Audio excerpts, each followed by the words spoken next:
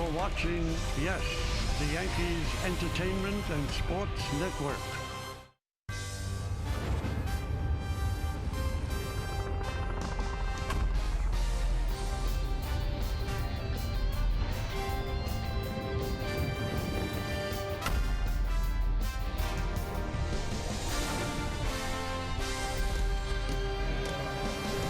Last night, the Yankees slugged their way to an 8-3 victory over the Royals to even up this series at a game apiece and set up a rubber game this afternoon at Kauffman Stadium, where Yankees fans are hoping they walk away with an 8th straight series victory.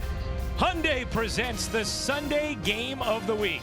It's the Yankees against the Royals in the rubber game of this 3-game set, and it's time for Yankees baseball on Yes. Hey everybody, Ryan Rucco alongside David Cohn. So happy to be with you this Sunday afternoon here on Yes. The Yankees setting up a rubber game courtesy of damage from their bats last night. An 8-3 win against the Royals, and really everybody was getting in on the slugging act. Well, you had to feel that this was going to happen. You know, the first game a little flat, although there were some good swings in the opening series loss, but Aaron Hicks gets it going with a big ricochet off the top of the wall, and once it gets in that area, he's going to cruise on home. An easy inside the Parker, his second of the year. And then Torres. Gleyber is good. That is absolutely mashed on the inner half of the plate. And then Gary Sanchez has been coming, as we have seen, a laser into the bullpen. And then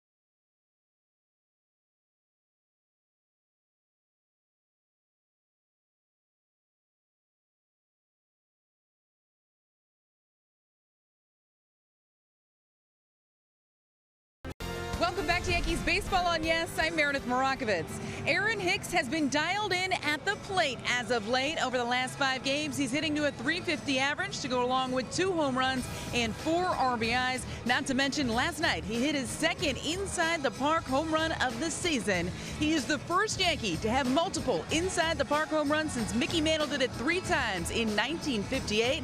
I caught up with him in the clubhouse after the game. It's nice to have, you know. I mean, it's fun. I think when you run around the bases, it's I don't know, it's just really enjoyable. Off the bat, did you think that was out at first? Yeah, I mean, I hit it pretty well. I mean, I thought the trajectory was right, and you know, I hit the ball just hard enough to be able to get it over the fence, but obviously not far enough. What's the reception like when you get back to that dugout? Oh, I mean, everybody's kind of laughing, you know, because I mean, it's a play that you don't really see that much, and I mean, and when you're seeing your buddy just run around the bases, it gets exciting. You're the first Yankee since 1958, Mickey Mantle, to have multi-home run, or inside the park home runs, I should say, in a season. To hear your name in the sentence with Mickey Mantle, is that pretty cool? Yeah, that's awesome. I mean, anytime you hear your name with Mickey Mantle, it means you're doing something good. 3 hits yesterday, another solid day today. What's changed for you at the plate? I'm just trying to hit the ball all over the place. Trying to stay tight within my swing and being able to stay inside the ball and you know, try to hit them where they ain't, pretty much. Hicks is in the lineup playing center field. Didi Gregorius is not in there for the 2nd consecutive day. We'll have more on that later in the broadcast, but for now, we'll take a quick step aside. Ryan Ruocco and David Cone will have the call of the game after the break.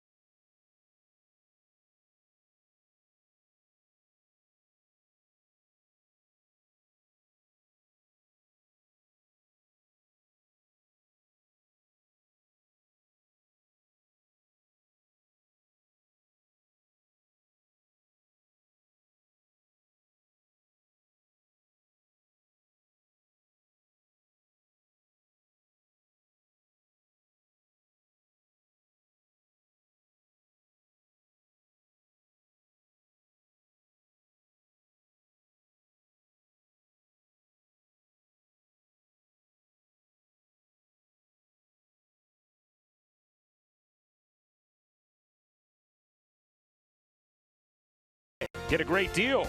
More than a great deal on an all-new Hyundai vehicle. See your Hyundai dealer today. Buy LG OLED TV with AI ThinQ and buy the Jeep Celebration event going on now.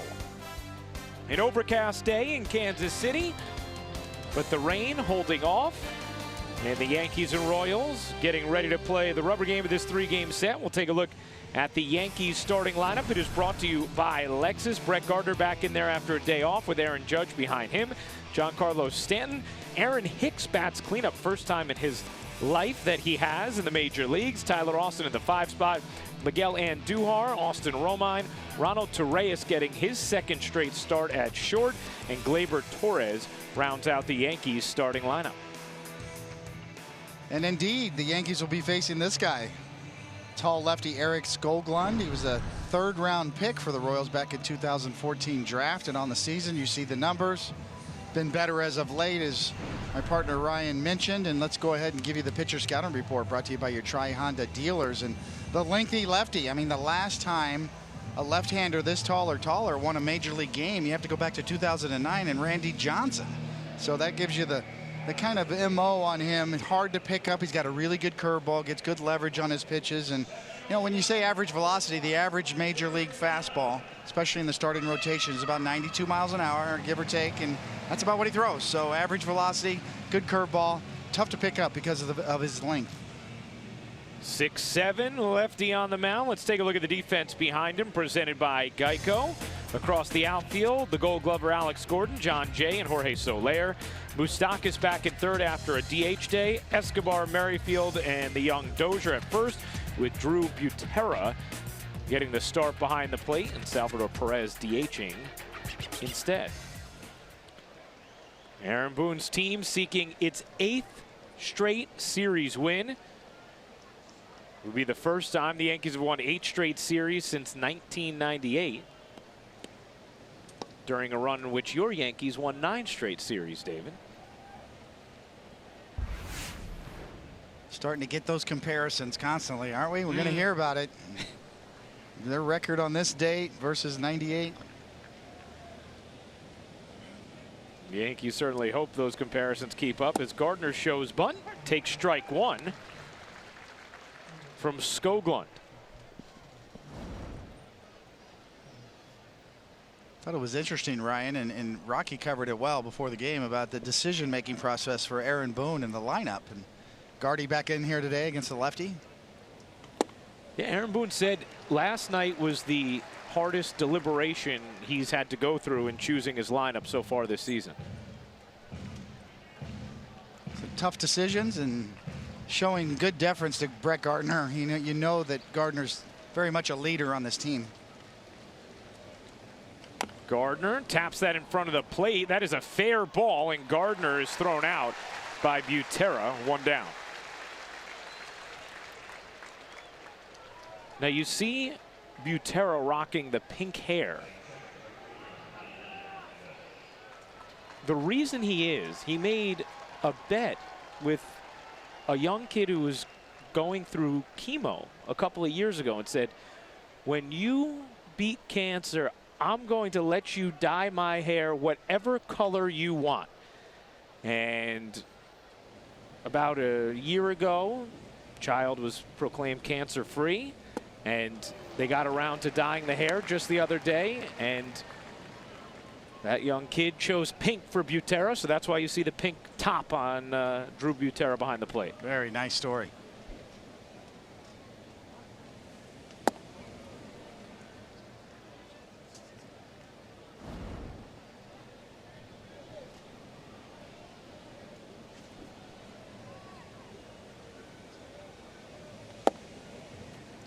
Judge ahead in the count, 2-1.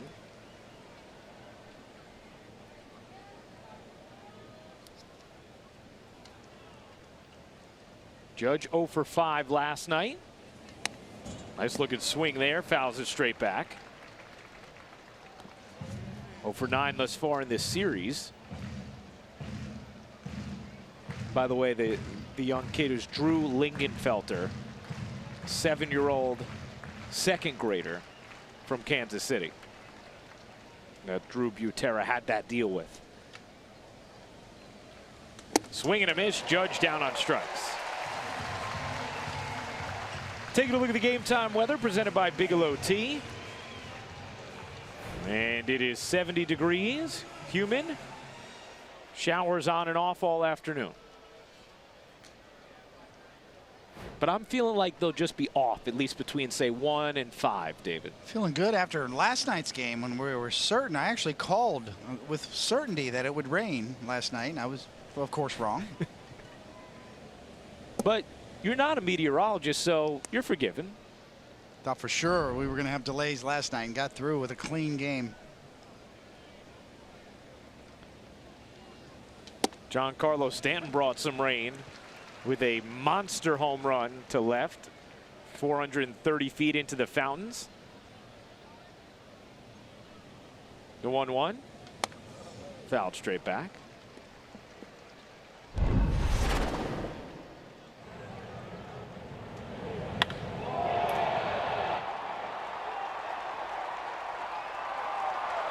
That one had that sound. Yeah, the splashing sound into the fountains. Grounded foul. We mentioned the lineup decisions today for Aaron Boone.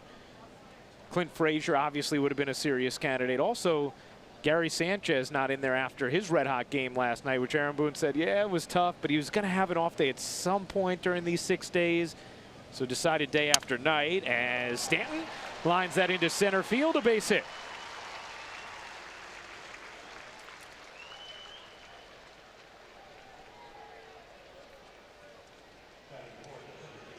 If you look at Giancarlo Stanton's numbers, let's get a sound off the end of the bat. Probably broke his bat there.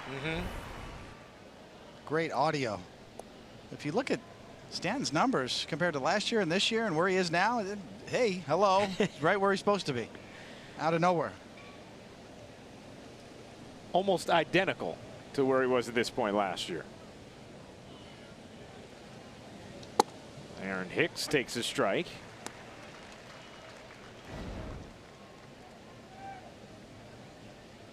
Hicks told me before the game he does not think he has batted cleanup since before high school.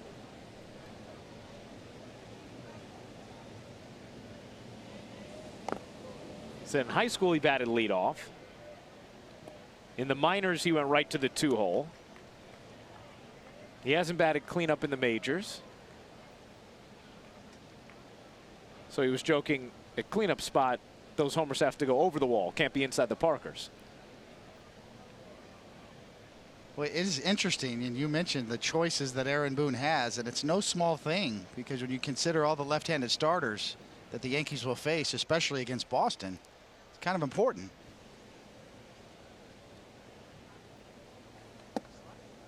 The Yankees, like they did last night, want to go all right-handed mashers. You could easily do that in this lineup. Obviously, that would, you know, put Brett Gardner on the bench as last night's lineup had him. But you're facing Chris Sale or some of those lefties in Boston. You've got options if you're Aaron Boone.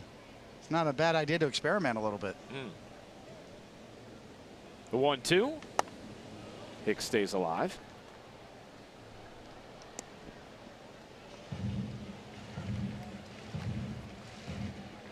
You think about the ability to maybe neutralize is too strong a word, but feel good about the way you can combat maybe the Red Sox biggest weapon.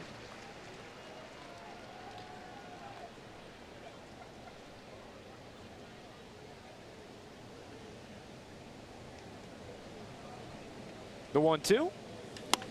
Driven in the air to left field. Gordon over and under for the out. So Skoglund works around the 2-out single from Stanton.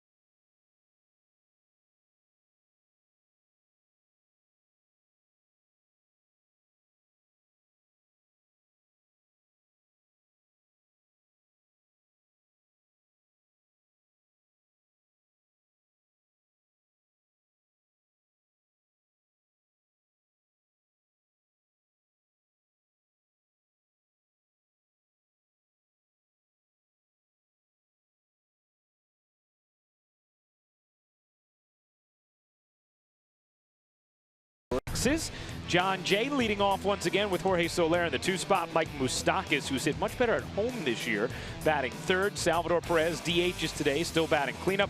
Whit Merrifield, 12-game hitting streak, hitting 5th. Hunter Dozier, Alex Gordon, Alcides Escobar, and the backup catcher, Drew Butera, round out the Royals starting lineup.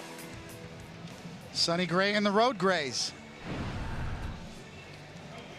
Look away. You young kids, if you're a pitcher, look away. Just don't look at those numbers. Let's check out the pitcher scouting report brought to you by your Tri-Honda dealers, and he needs a good one. You know, Ryan and I touched on it, and also Rocky in the pregame. You know, he was on the right track, and then he had to step back his last one. Still trust the process. He's working much faster. Romine and him have a connection. You know, we've seen good things. The key for Sonny Gray is getting his curve over for strikes. That's his best off-speed pitch. It gives him some separation and velocity. If he can drop that one over, I think that sets up everything else.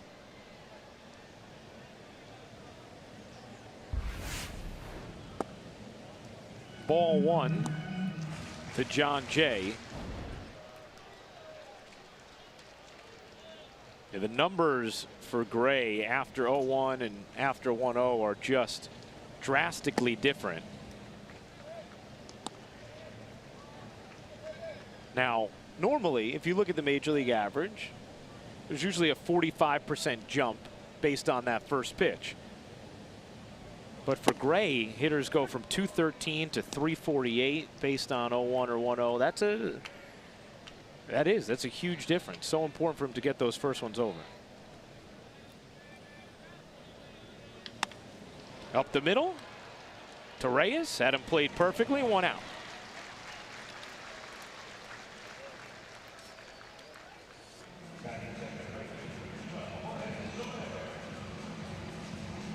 There are those numbers. That's extreme, without a doubt. Right, you're always going to have some sort of leap there, obviously. But a 45-point difference is the Major League average. That's closer to an 145. 135 is the actual number.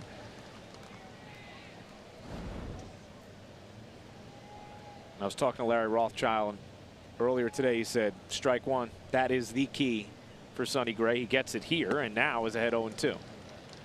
You know, and every pitching coach says that. You hear it every year, and, you know, broadcasters and analysts wear it out. Get ahead. Well, you got ahead. How many times have you heard a manager say that in his post-game conference? Well, you know, you pitch behind. You got to get ahead. Worked out well there as he gets Soler swinging for the second out. Talk about the shape of a breaking ball. Excellent shape on probably more of a slider velocity-wise, mid-80s from Sonny Gray right there, but excellent depth on that breaking ball. Even the best major league pitchers, you only get ahead about 60% of the time. You know, maybe some up close to 70 that are at, you know, the outliers. But on average, probably less than 60% of the time do major league pitchers get ahead of hitters. So what about the other 45% of the time? You know, you need to pitch in any counts. Of course, you want to get ahead, but you have to pitch from behind as well. Dropped in a nice curveball there for a strike. See the velocity difference there, 81 miles an hour on that breaking ball. That's the one off-speed pitch that Sonny has, really the only one in his repertoire. And that's the one you're talking about in your third scouting report point. Exactly. You know, you see Sonny Gray can throw in the low to mid 90s, let's say 94 on the top end. The only real pitch was the last two you just saw at 81 that gives him a real over 10-mile-an-hour separation on his pitches. Went back to the curve. You see, he's got varying velocities on his breaking stuff, the sliders and curves, but his changeup is more of a power changeup. We've seen it 88, 89, or 90. It's more like a two-seam fastball. So if you believe in separation of velocity, and I do, I think the curveball is especially important for Sonny Gray. The 1-2. That's a fastball upstairs, and he blows it by Moustakas. A 1-2-3 first for Gray with 2 strikeouts. T-Mobile presents Hats Off for Heroes.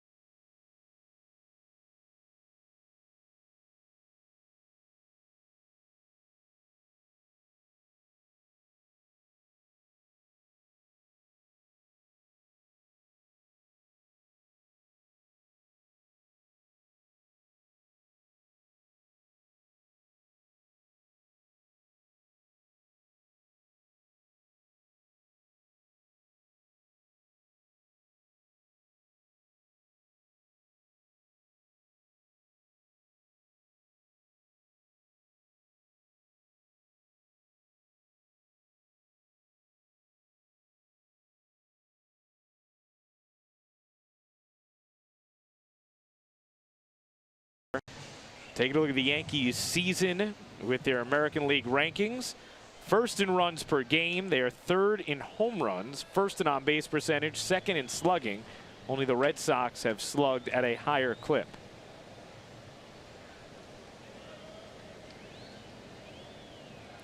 And the interesting thing about how impressive those offensive numbers have been is you still feel like there's room to grow for some of the big sluggers in the Yankee lineup. That's a very good point, Ryan. And really the overall depth through the lineup, the contributors. Guess that clipped the foot of Tyler Austin, so he will take first. The Royals may want to challenge this. They are holding things up for a moment.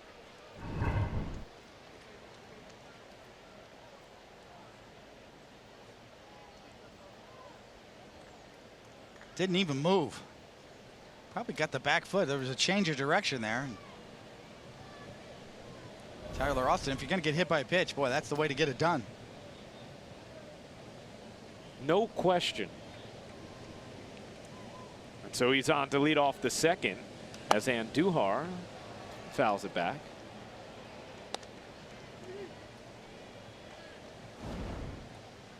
But you're right, David. You can see the depth and breadth of hitters that can impact this lineup because they haven't had to rely on ridiculous hot streaks from those main sluggers.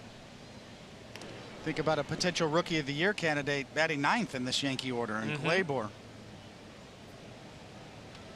Ronald Torreyes, always, you know, he's going to hit eighth or, you know, in the bottom order of the lineup and bottom part, and he's going to find a way to put his bat on the ball. He had 2 more hits last night. Back in there today is Andujar. Has to twist out of the way.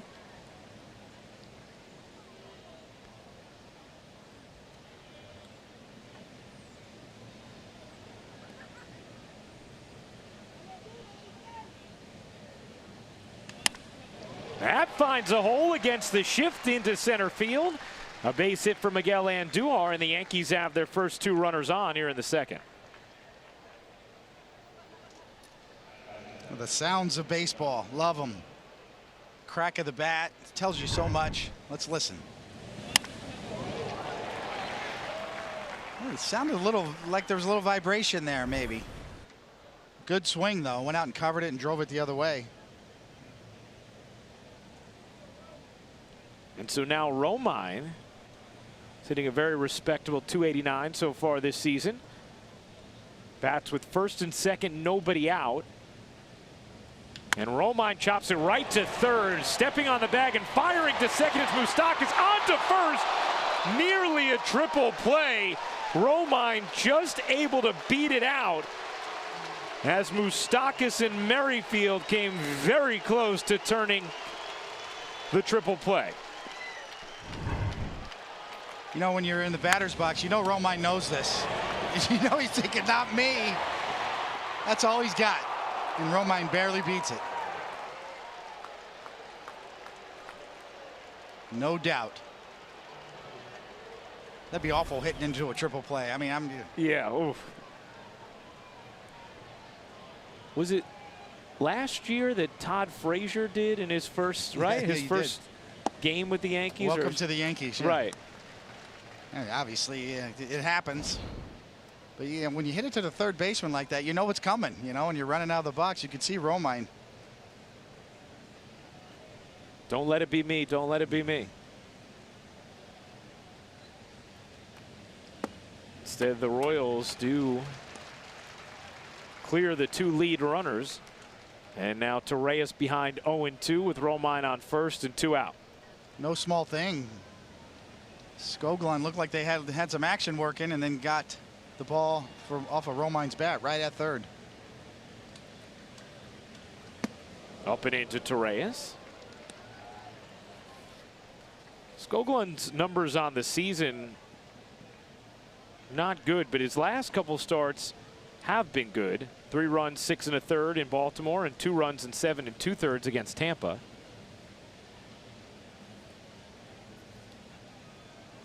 Swing and a miss, got Torreyes upstairs, and that will end the inning. So a couple of base runners to begin, but Skoglund gets out of it.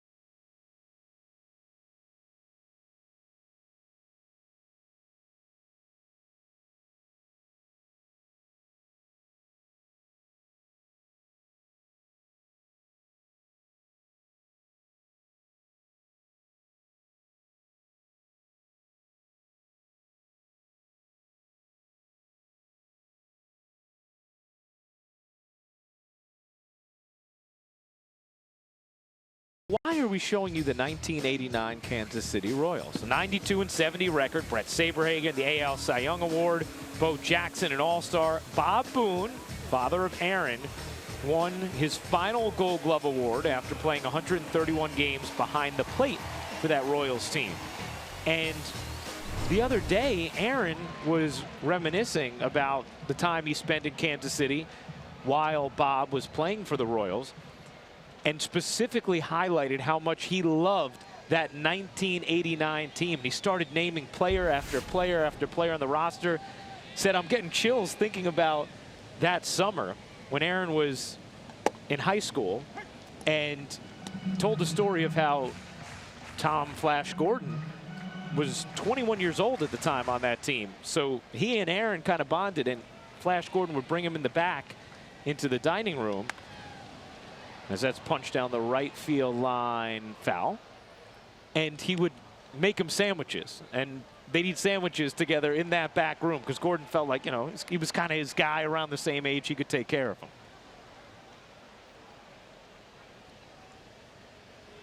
Pretty good baseball family, right? The Boone family. That's why Aaron calls his mom the ultimate baseball mom.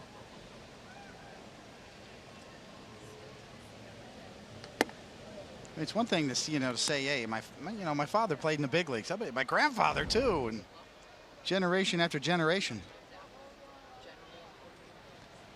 How about Tom Gordon in that '89 season had 17 wins, mostly out of the bullpen.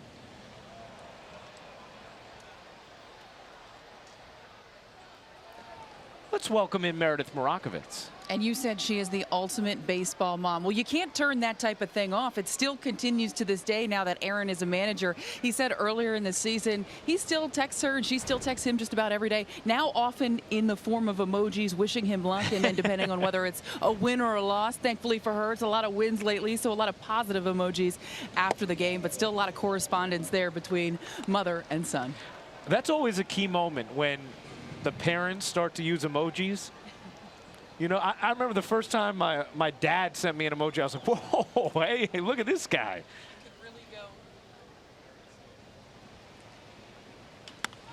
It's in the air to center field. Hicks is there.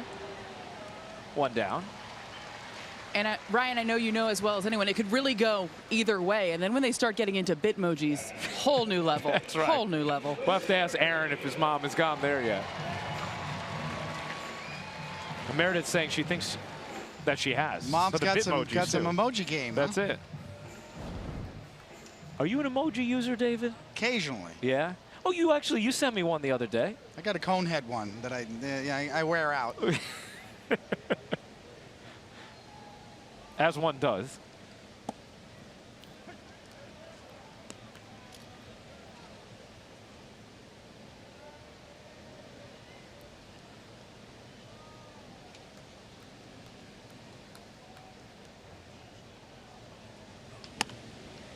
Two hopper to third, and Duhar throws out Merrifield. Let's take a look at the Yankees defense behind Sonny Gray, presented by Geico.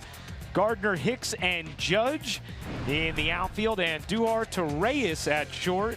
Torres at second. Austin getting another start at first against the lefty, and Austin Romine catches Sonny Gray. Gray looks pretty sharp so far. Very good.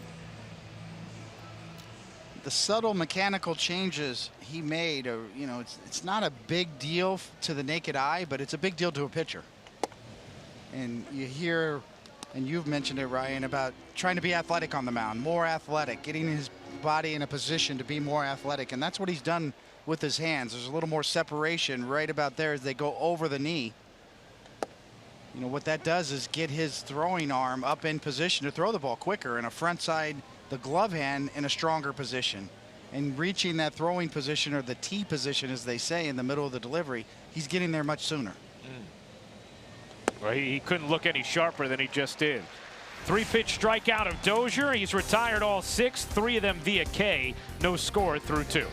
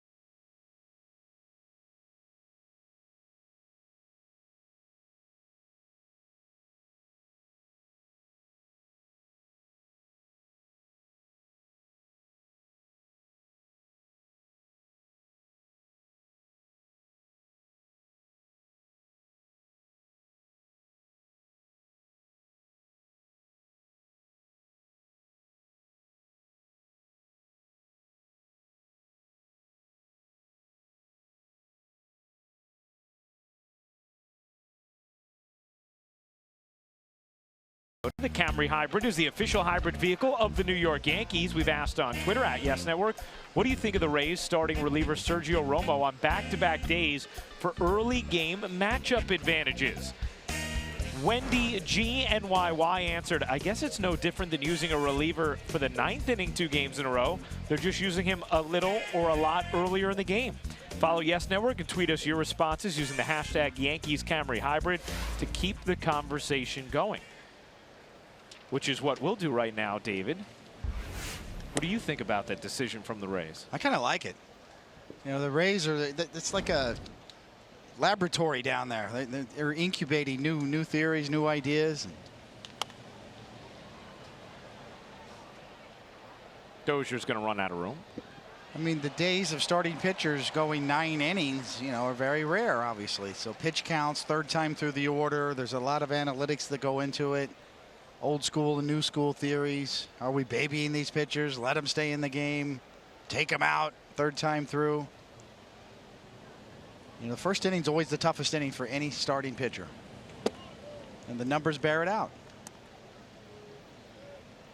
You know, and sometimes you're just bypassing that part for a starting pitcher and bringing in a reliever that's used to coming in and being ready to go.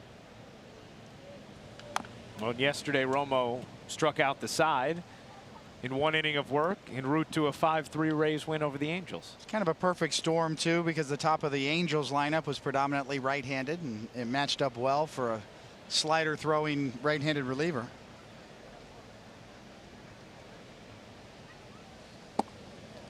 Obviously, there are varying degrees of ability and clout when it comes to anybody, but in this case, a starting pitcher.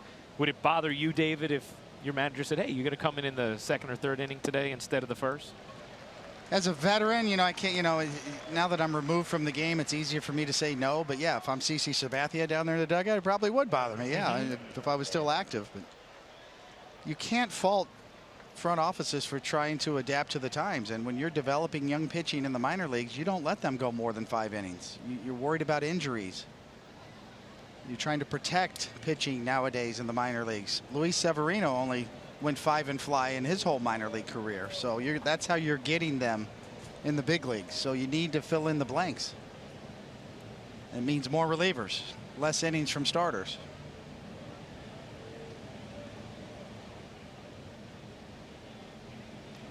This isn't a debate about whether it's right or wrong. It is what it is. So you have to contend with that. As major league personnel, managers, front offices, you have to deal with that. You can't just say, oh, I would, you know, get off my lawn, you know, kind of argument. And, you know, we're baby these young pitchers. Well, that's the way it is. You got to deal with it.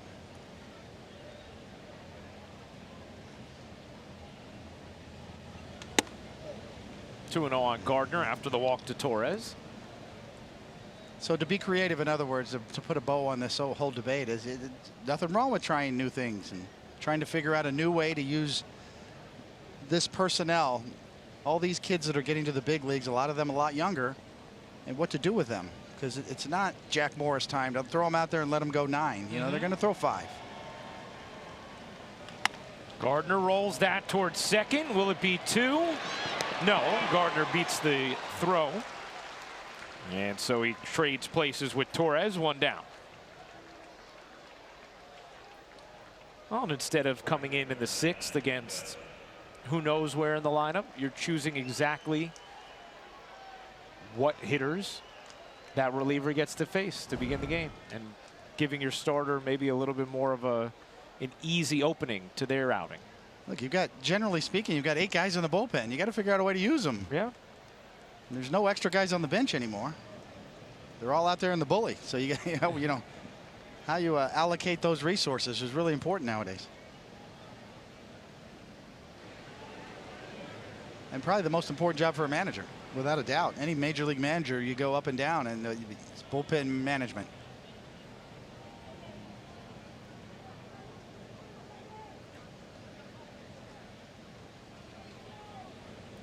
Judge still seeking his first hit in this series. A check on Gardner.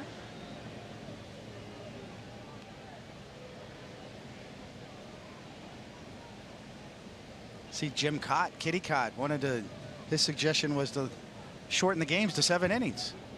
Pretty radical. That is. From an old schooler. That's right. You don't expect that.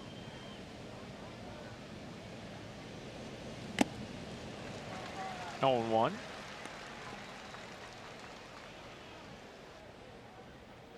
Minor league doubleheaders, they play 7-inning games. Yes. Well, I think the general macro approach, right, would just be being open-minded to whatever is going to, A, give you the best chance to win, B, improve the sport overall. When you're being creative, naturally some things aren't going to work out, but you don't know unless you are willing to venture down those roads. I think it's one of the things that people have been encouraged by this new commissioner with. Rob Manfred has shown he's willing to think about all these different possibilities as Aaron Judge drives that deep to right, not quite deep enough. Soler makes the catch on the track for the second out.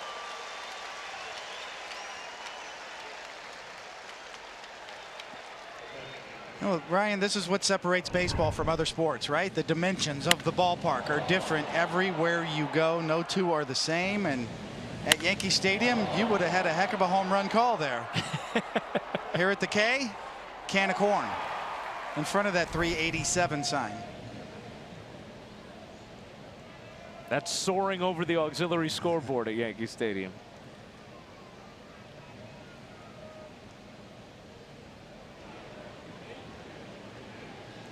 Two things about baseball, right? No clock. Got to play 9 innings, at least for now. And the dimensions of the ballparks are all so different.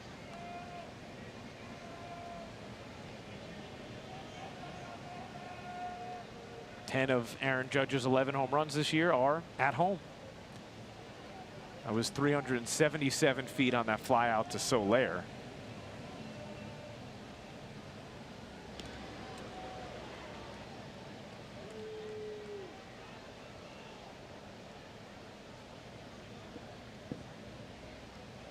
You talked about it, David. Nearly identical this point last year to this year.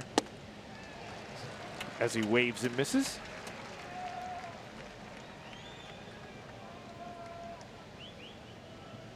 So he's right on pace for another 59 home run season. Settled in now. He's got furniture in his apartment in Manhattan. Knows his way around a little better. Lines that foul on the right field line. You can't help, you know, Cecil Fielder, when he came over, was traded to the Yankees in '96. He used the word geeked out. I'm a little geeked out here, you know, and you can't help but be. You know, it's the Yankees. You know, he's a veteran guy, played in Miami, MVP, but it's just not the same.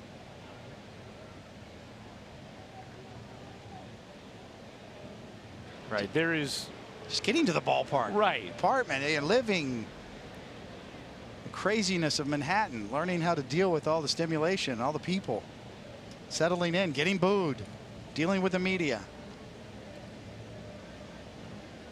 not to mention the weather.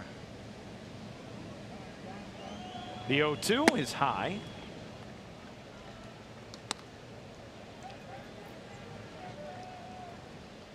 The challenge of New York is only surpassed by the reward of winning in New York, and nothing like it.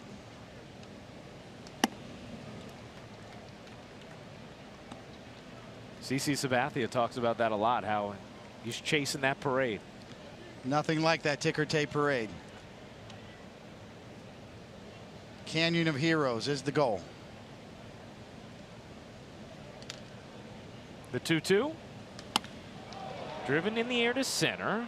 But over is Jay. He's there for the final out of the third. So Skoglund through 3 scoreless.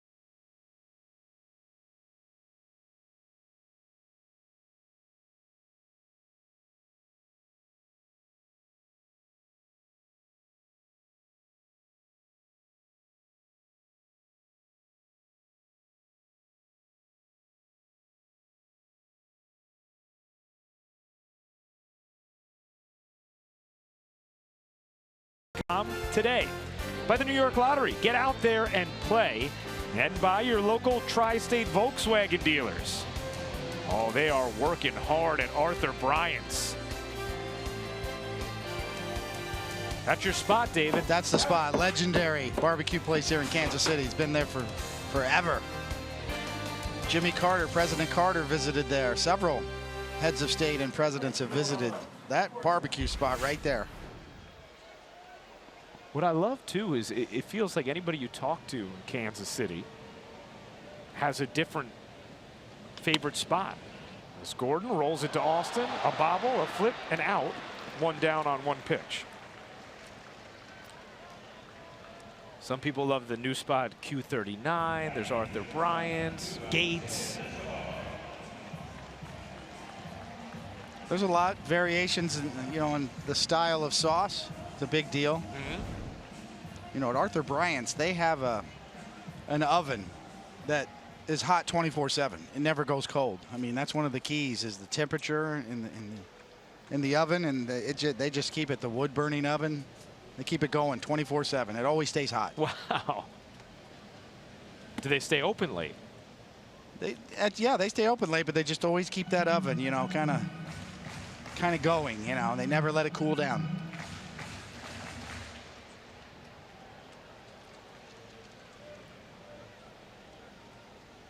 Alcides Escobar takes high, 2-0.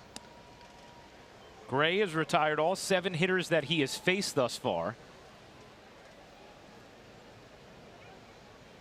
As the Yankees try and win a rubber game of this 3-game series against the Royals.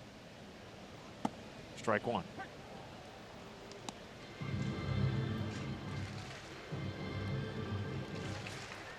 Gray has allowed 2 earned runs or fewer in 8 of his 9 career road starts as a Yankee. Much better numbers on the road than at Yankee Stadium.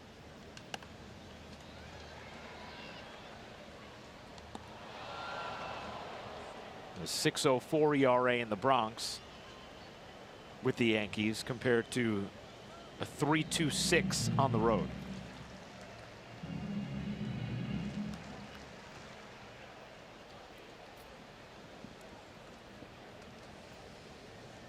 The 2-2. Count full.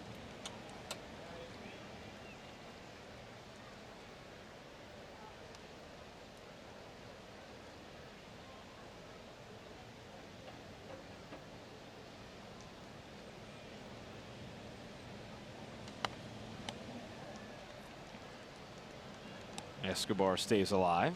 That's always been the book with Escobar, is he's going to chase it, so you're tempted to keep trying to throw it, even 3-2, and sometimes that makes you a little defensive as a pitcher. But another slider, and that one was in the zone. But Escobar, a notorious chaser of pitches out of the zone. The payoff. Jam shot, foul ground, and Duhar gets to it for the second out.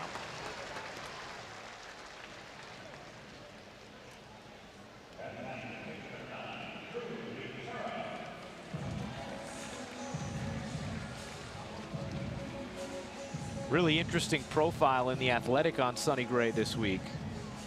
And one of the phrases that was used to describe him is Jedi mind tricks, that he sort of tries to visualize every pitch before he throws it.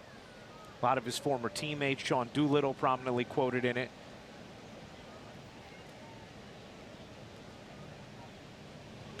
Grounded to short. Torreyes gets to it. The throw in time as Austin scoops it for the final out of the 3rd. Ronald Torreyes on the backhand with plenty of velocity on the throw across the diamond, and Gray has retired all 9 Royals he's faced.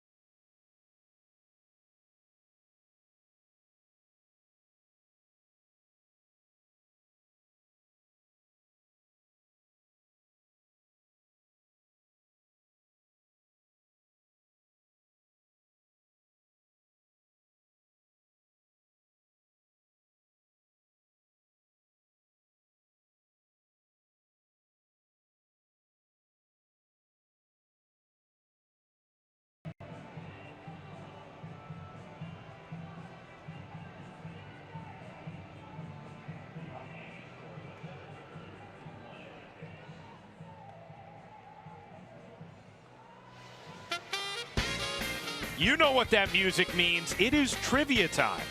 4 Yankees have recorded 10 multi-home run games at age 25 or younger all time. Can you name them? If you don't know one, you need to go home. The answer's coming in the bottom of the 4th. I'm hearing Sanford and Son on the music. On the music, that's your on the Audi scoreboard. 0-0 here in the top of the 4th. Start talking about shows that were way before your time again, right? But you know what? That's the great thing about like TV Land and what was the other one? Was it just Nick at Night? Like, I used to always watch Bewitched and I Dream of Jeannie. You ever watch Sanford and Son? I've never watched. Oh, you Sanford got to go Son. back and see Red Fox. Is this my next YouTube assignment? You must. It's okay. a must to see Red Fox. Lamont, you big dummy.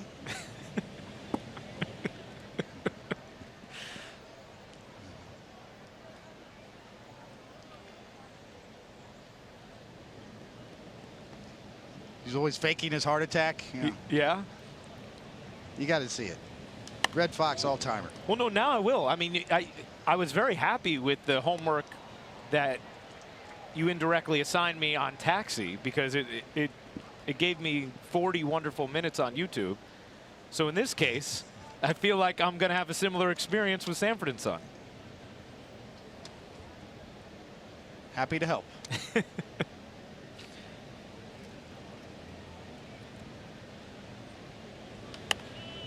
Pop foul behind the plate.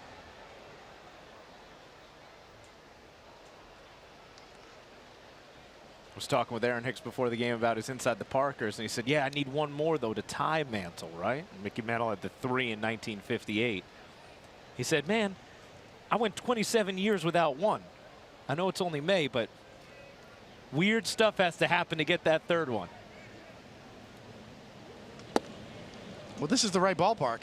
You rattle it around in the corners here, they can ring around. I mean, the Royals for years led the league in triples and inside the Parkers. Willie Wilson, UL Washington, dashing around the bases. The 3-2 is high, and Hicks works a walk. MLB At Bat is your #1 Yankees app. Customize your experience to catch every moment this season. Get Yankees home screen icons and features such as the MLB.TV Game of the Day, pitch tracking, in-game highlights, live radio broadcast, stats, news, and more. Download MLB At Bat tonight. Yankees have had some base runners here in these early innings. 3rd straight inning they've had the leadoff runner on. So far, Skoglund has pitched around it, did not pitch around that. Tyler Austin destroys that to left field. The left field, goodbye. What a bomb. A 2-run shot from Austin, and it's a 2-0 Yankee lead.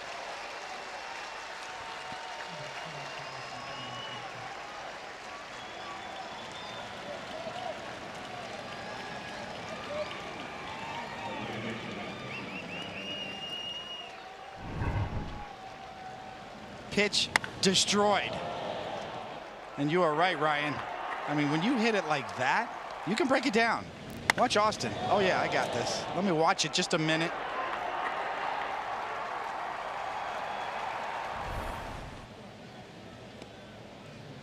Going up the stairs with it.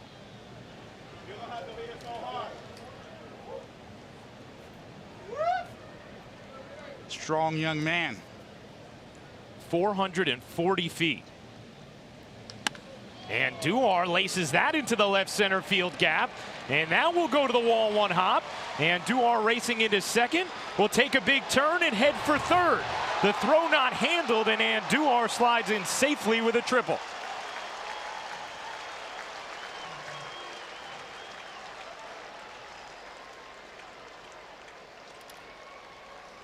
Well, even after they renovated this ballpark and added grass and brought in the fences just a bit, it's still got a lot of square footage out there. And if you split the gap right there, look at all of that real estate, and that's going to yield triples. Even for a 3rd baseman who's more known for his power than his speed, he's feeling good about it and is going to easily make it. See him get on his horse there a little bit.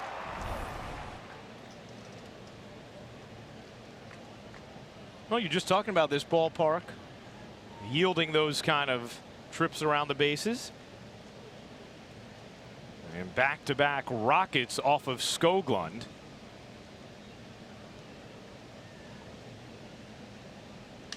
Broken bat, not hit as hard, just as effective. Romine with the ribby hit. He will hang on at first, and it's a 3-0 Yankees lead.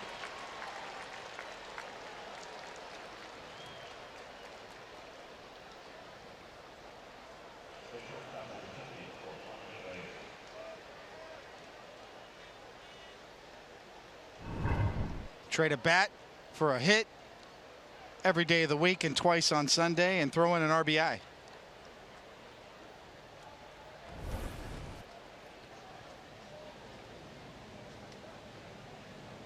Yankees breaking through here in the 4th. A walk to Hicks, a 2-run homer by Austin, triple from Andujar, and now an RBI single from Romine. That'll send up to Reyes.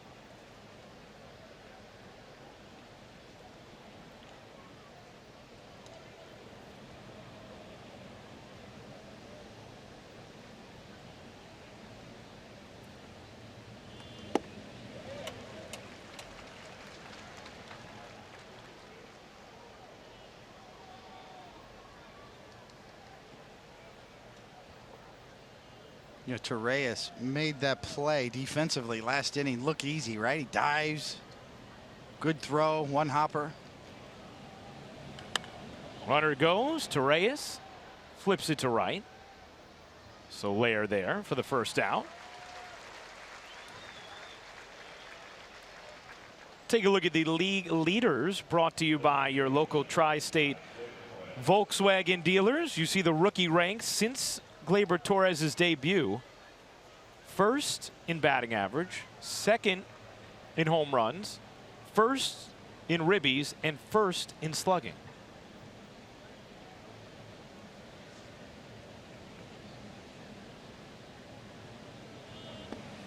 And that one gets away.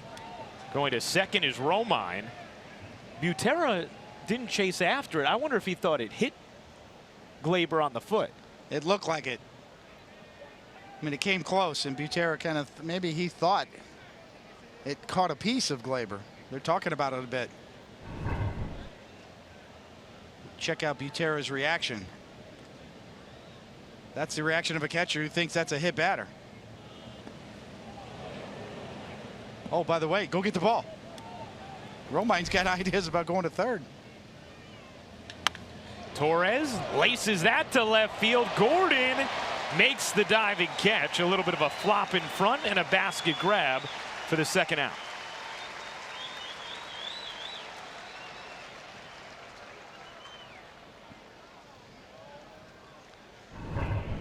Torres on the button again. Now get that look on Yesmo, brought to you by your Mercedes-Benz Tri-State dealer. Gordon can do it in left. He always has been able to. You know, originally a third baseman. He was supposed to be the next George Brett. Didn't really take off till he got out and left. Now he's won multiple Gold Gloves out there.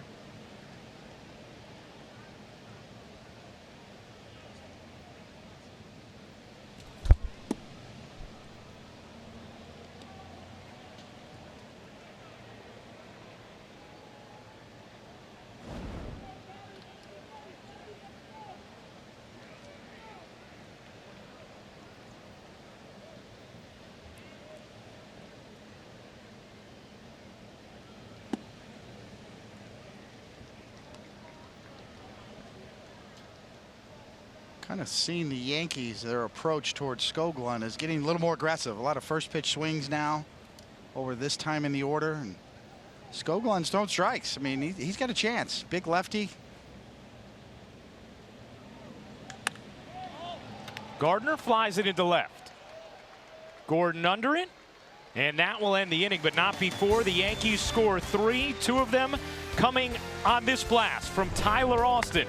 A monster shot to left, 440 feet. It's 3-0 Yankees.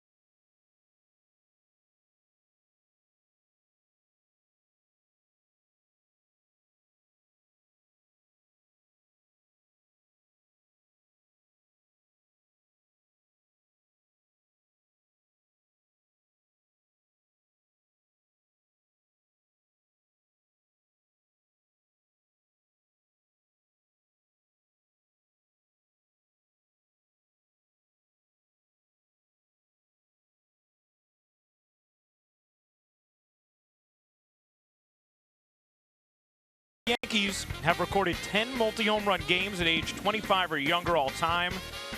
Can you name them? Well, I mean, the obvious ones, the big names, right? Who do you think of when you think of the Yankees? Mickey? Yep. Maybe Joe D?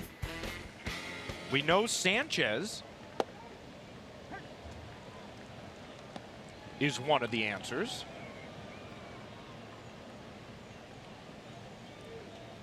We will find out the others momentarily. Sanchez and Judge have done things nobody else has done in the history of the game. Fastest to 60 home runs. The only one you missed, Lou Gehrig. Yeah, that's not one to be missed either. Big names: Joe DiMaggio, Mickey Mantle, Lou Gehrig, and now Gary Sanchez. And with Sanchez, his 10 multi-home run games, the fastest, as you see on the Audi scoreboard, 3-0 Yankees, fastest any hitter has ever gotten to 10 multi-home run games. 216 games. Bob Horner did it in 267. He was the previous record holder. Beat him by 50 games. Every now and then, our guys will throw, like, you know, a softball like that for a trivia question. They'll be back to dirty pool tomorrow. You think watch. so? They'll be trying to trick you. I'm 0 for 8. I think you get partial credit for that answer. 3 of 4. Maybe with just a little more time, 4 of 4.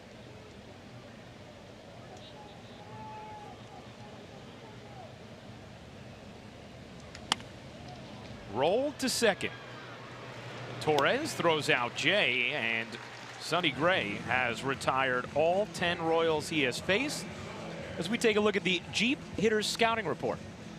Yes, and it is on this guy, obviously, Jorge Soler, and, you know, the 5-tool potential since he came over from Cuba, defected. You know, the scouts have been dreaming on him, and he had a tough first impression here with the Royals last year.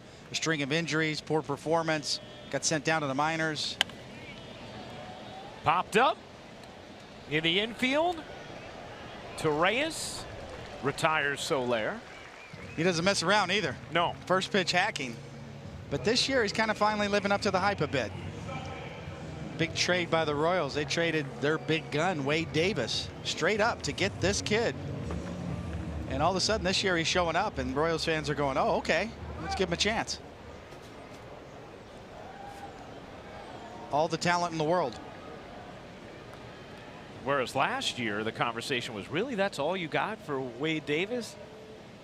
If he makes good on that talent, people will be quite happy. As Moustakas lines it right to left, and Sonny Gray has retired all 12 Royals he has faced.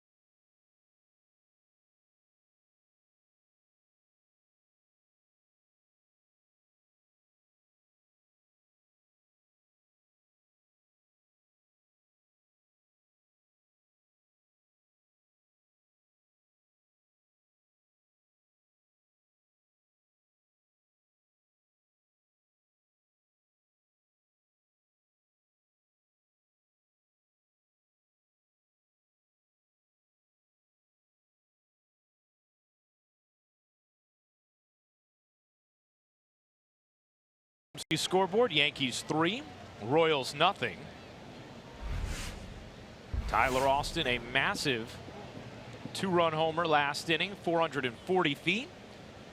A triple from Miguel Andujar, and then an RBI single from Austin Romine. Aaron Judge flirted with a home run his last time up. Out to the warning track and right. This time breaks his bat, one hopper to short. Escobar will throw out Judge for the first out. Hey, Tuesday, do not miss an all-new episode of Homegrown and hear from Clint Frazier on his rehab from concussion symptoms. Plus, get a peek at another top prospect, Thairo Estrada, as the young shortstop makes an early AAA impact. Premieres Tuesday night after Yankees coverage only on Yes.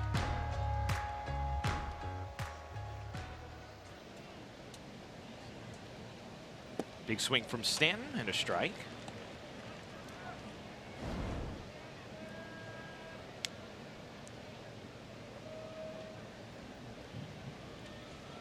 Stanton smacks that deep to left field. Gordon twisting and turning, and it's over his head. Stanton racing into second. This is going to be close, and Stanton is just in there as the ball skips away from Merrifield. A one-out double for Giancarlo Stanton.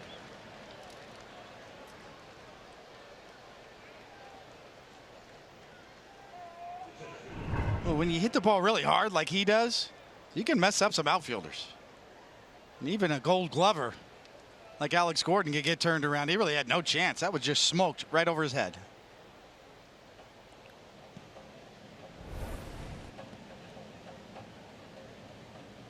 Stan with 2 hits now so far this afternoon after a homer last night. A couple hits in the first game of this series.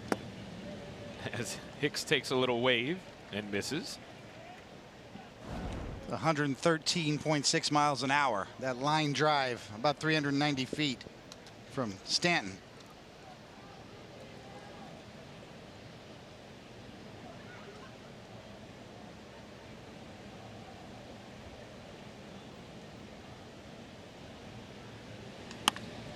Hicks smacks that to center field. Racing back is Jay, looking up. It's over his head and off the wall.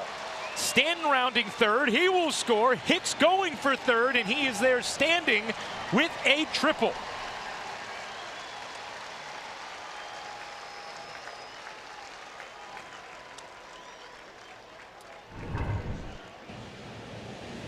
on the button. And John Jay on his horse cannot get there, not going to get there. And once that happened, that's triple city. John Jay, good effort. Go try to get it, and at that point on the ricochet, with Hicks' speed, no problem.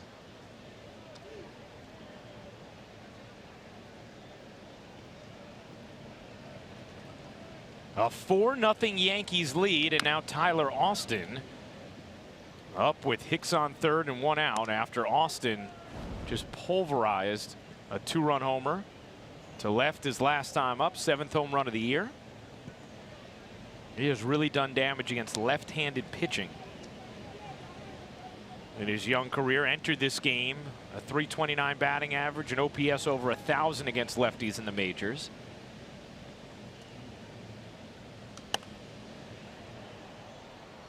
Got some loud sounds today coming off the bat. Here's one of them. 111.4 miles an hour. Yeah, halfway up the stoop. Got to pay attention when you're walking up and down those stairs. The 0-2. Austin skies it into center. Jay back on the track, looking up, and that ball is gone. Tyler Austin with his 2nd home run of the game, and it's a 6-0 Yankees lead.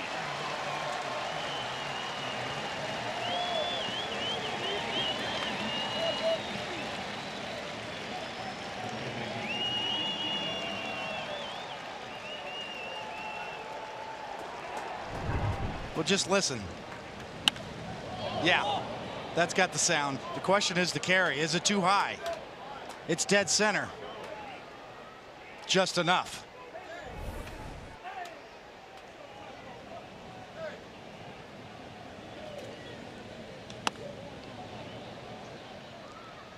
Second multi-home run game of the season for Austin, and the Yankees have started to tee off against Skoglund. I've got a half a dozen to a dozen balls at least 100 miles an hour off the Yankees bats over the last 2 innings. One right after another. And a lot of swings like that. I mean, digging in. Yankee hitters very comfortable right now. See hitters swinging from their heels like that. That's what's going to get the bully going. Brian Flynn, the lefty.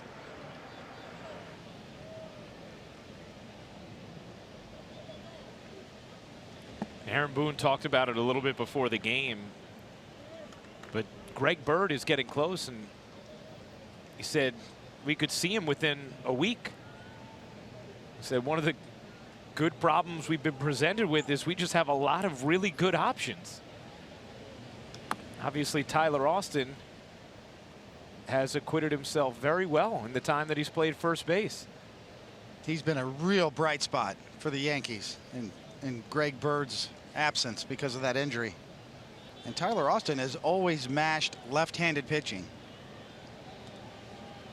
Not to be redundant, but it bears repeating. Boston Red Sox have a lot of lefties.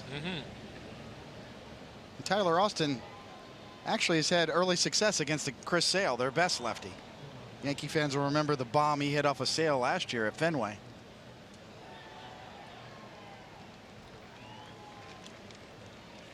This Yankee lineup, well, you got all those options, righty, lefty. Well, they can get medieval on you. And Duhar swings and misses, chasing for the 2nd out.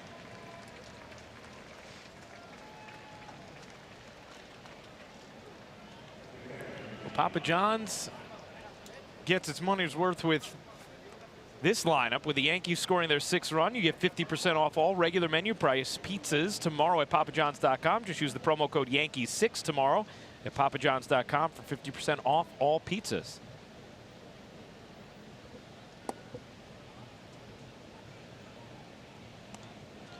So Austin coming out of it against the Nationals earlier in the week in a 3 RBI performance thus far in the suspended game.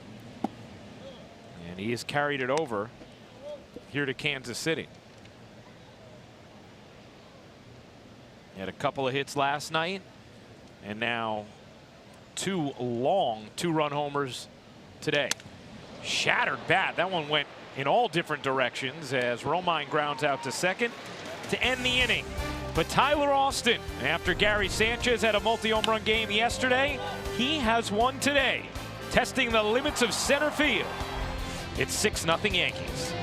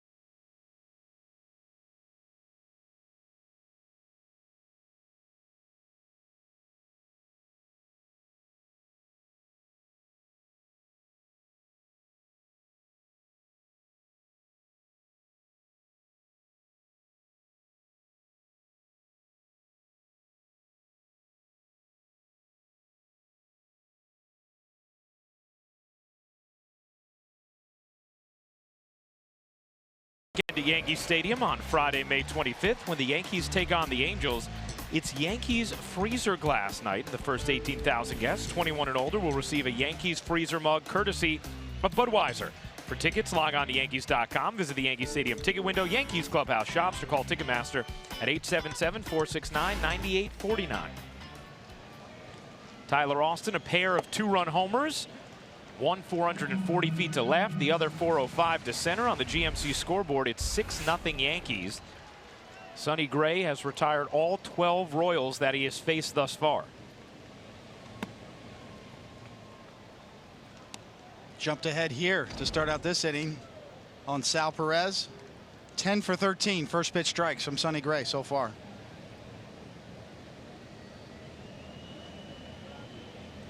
The 1-1. He's ahead 1-2. What stood out most to you about his performance so far, David? It's amazing how confident he looks on the mound when things are going well. And then when they go bad, everything slows down on him. You know, to find that happy medium with Sonny Gray, I really think he's on the right track. Breaking ball lifted in the air to center. Hicks will drift in and make the catch for the first out. When Sonny Gray first came to the Yankees, the predominant theme with him was, man, he's kind of slow, right? He's working a little too slowly, too deliberate. Well, pick up the pace a little bit. Well, he has. That's problem number 1 is solved. And that's part of the equation with Romine. He's trusting Romine. The signal calling. He's not hung up in the selection process. It's all about execution. He likes that guy, son. He likes Romine. That allows him to work quicker. Get the ball and throw it. Like that. And get it over. Good things happen.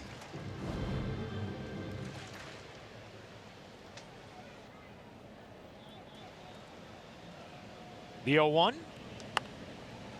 Gray quickly ahead 0-2 on Whit Merrifield. The pacing of Sonny Gray is night and day.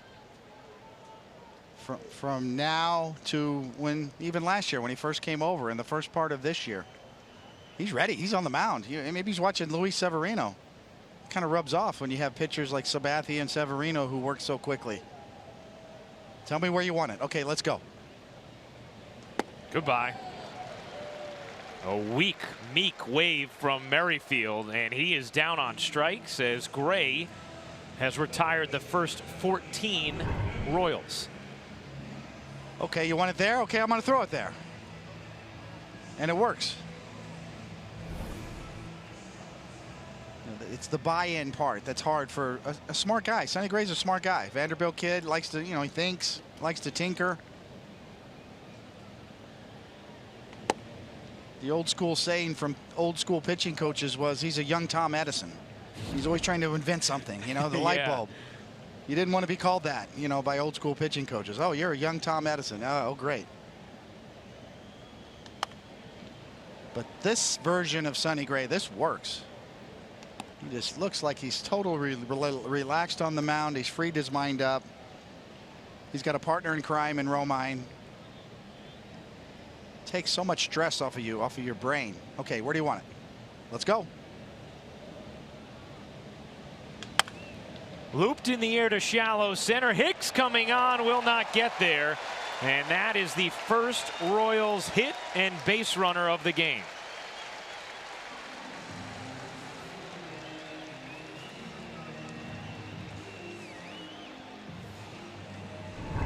Sound. Right off the end. I love that audio. We have some good mics down there. You can just really tell the minute it's off the bat that might even broke his bat on that one. So the early perfect game bid ends after Sonny Gray sat down the first 14 Royals. Now he deals to Alex Gordon, who grounded out to first, his first at bat. 1-1. Last no-hitter against the Royals came May 19th, 2008. John Lester. That was in Boston.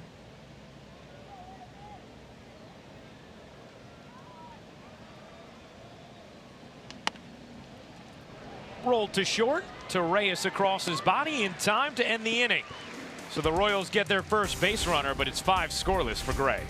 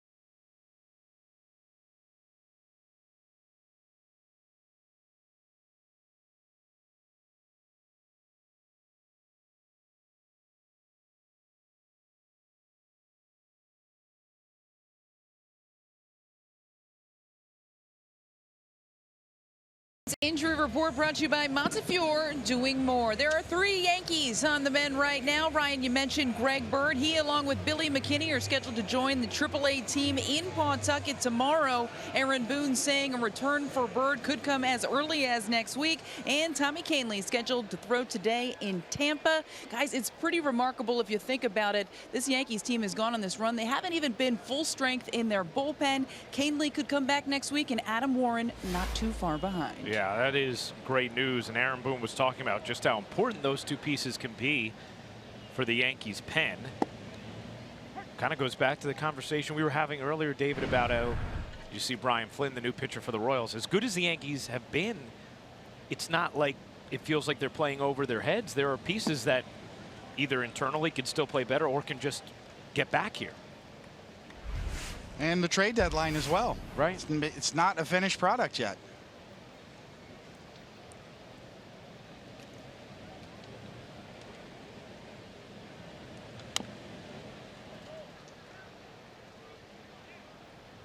Aaron Boone was glowing about Ronald Torreyes today. Couldn't help but have a huge, broad smile talking about how Torreyes, no matter how long it is between games for him, always seems to have some sort of positive impact on the game.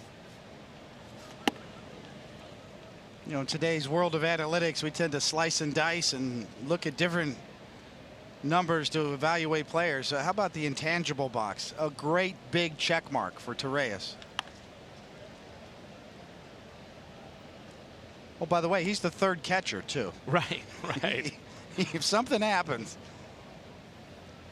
And Aaron Boone always says, and he emphasized it again today, if you want to know why he always stays ready, just watch his preparation before every single game. The way he works through every position he plays. As he lifts that in the air to center, Jay puts it away for the first out. And now a quick word from Spectrum. Spectrum Internet. No data caps, no contracts. Just faster speeds with better performance.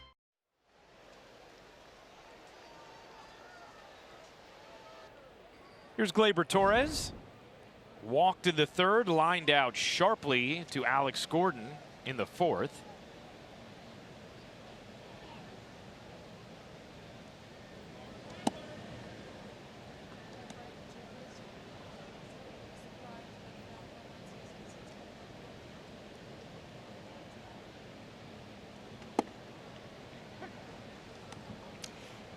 And Ryan, we know Gleyber Torres hit his 4th home run of the season yesterday since being called up. And he told me after the game, even he's a little bit surprised by the amount of home runs he has been able to hit as he pops out here to first base. He said he goes up to the plate not with the approach to hit it out. That's never been his thing. He doesn't consider himself a power guy. He just focuses on making solid contact, really putting the barrel on the ball. And it's worked out for him so far. But you wonder, what is the power potential moving forward with Gleyber Torres? Yeah. It's true, and Aaron Boone told Meredith after the game as well that, you know, he's a little surprised by just where this power has come from.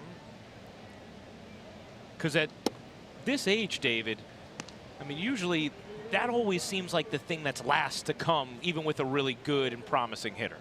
You know, Paul O'Neill broke him down really well when he first got to the big leagues and showed how much into his legs he gets. It's a total body move. You talk about an athletic move. We mentioned Sonny Gray trying to be more athletic on the mound. Well, Gleyber Torres is extremely athletic in the box. Gets his whole body into it. Lower half. It's what makes you dream on him a little bit. How can a top 5 prospect be underrated? Better than we thought.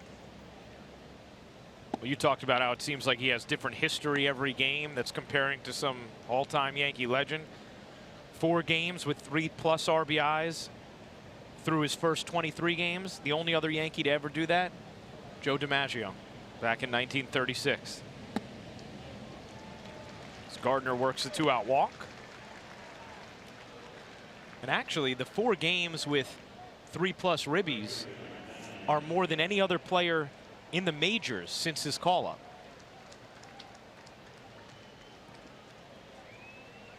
Continues to make Mark Teixeira happy. Mark Teixeira obviously wore number 25 in his Yankees tenure, tweeting jokingly, keep buying those number 25 jerseys. Right.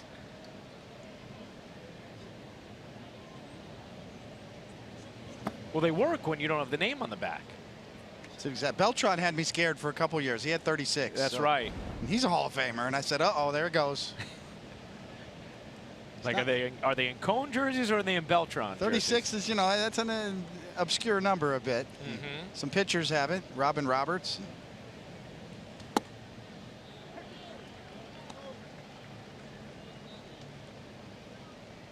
else has worn 36 with the Yankees since you? Beltran's the one that don't get my attention. Yeah. Other guys have, but it's okay. The 1-1. Popped into shallow center. That's a long way for Jay to go. He gets there for the final out of the 6th. Led to the bottom of the 6th. Yankees leading 6-0.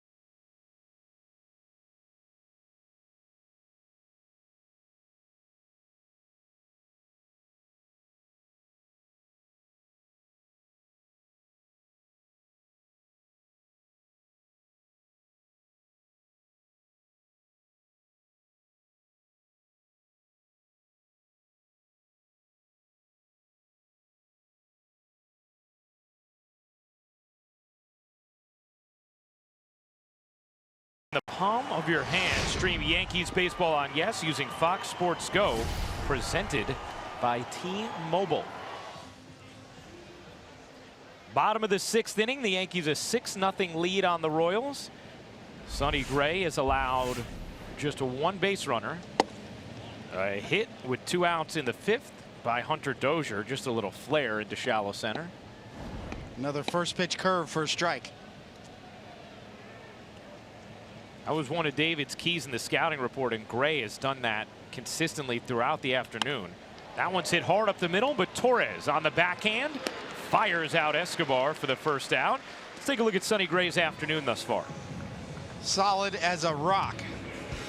In attack mode all day. He's got his breaking stuff working. That sets up everything else. You can go up the ladder, get him to chase. Just very much in control. And very economical.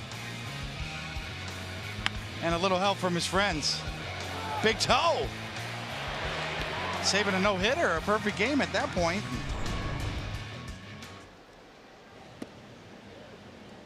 Little toe playing like a big toe, or? Yeah, I think that works. What do they call it? They call him big toe or just toe?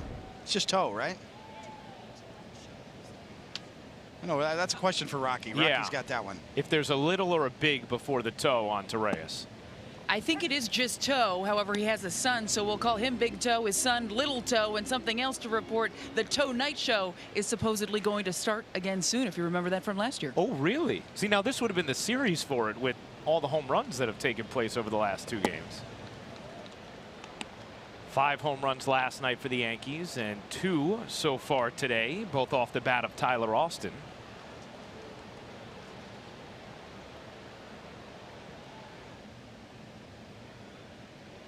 Butera pops that into shallow right center.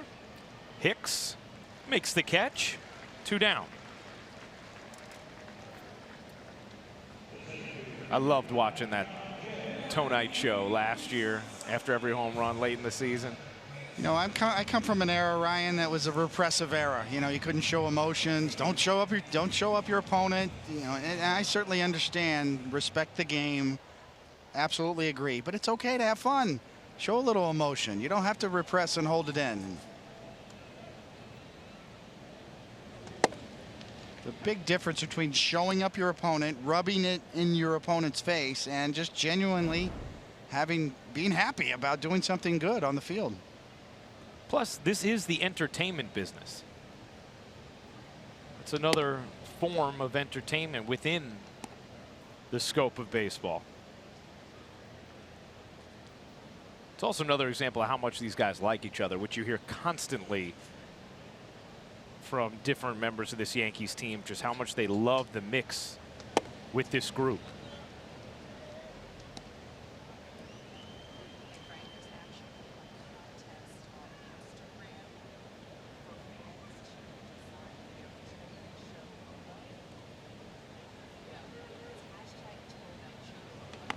Bunt laid down. Gray hops off the mound athletically and zings out Jay for the final out of the sixth. Sonny Gray has been brilliant. Another 1-2-3 frame.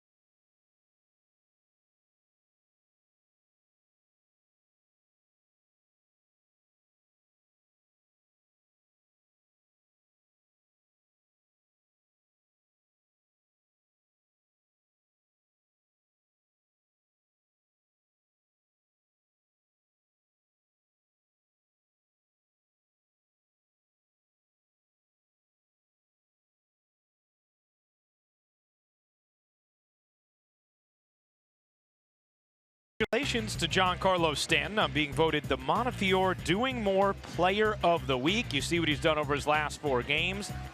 .533 batting average with damage.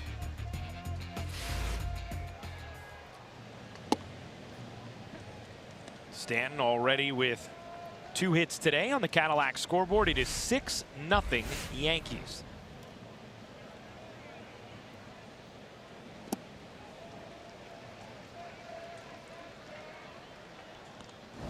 Stanton blistered a double to left his last time up.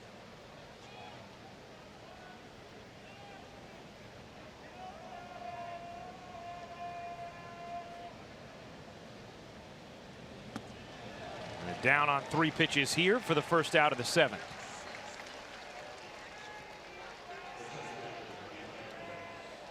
This summer, the World Cup is coming to Fox and FS1, every match live and over 300 hours of coverage. The world's biggest sporting event begins June 14th on Fox and FS1.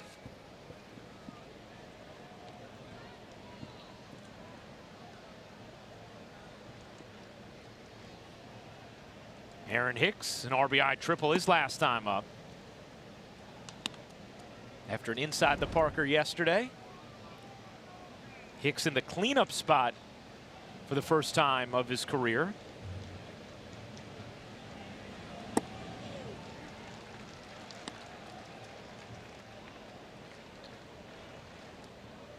And you could tell he is getting hot. Started this series off with a 3-hit game, then a couple of hits yesterday, and a walk, a triple, 2 runs scored, and a ribby today. And another hit. Second of the game for Aaron Hicks. And he's on with 1 out.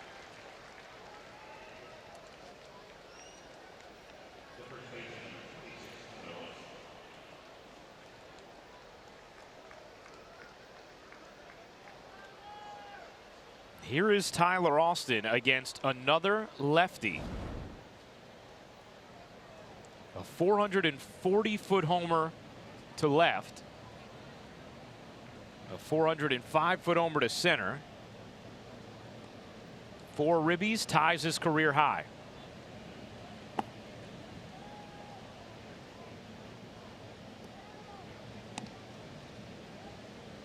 See those career numbers updated with today's results against left-handed pitching.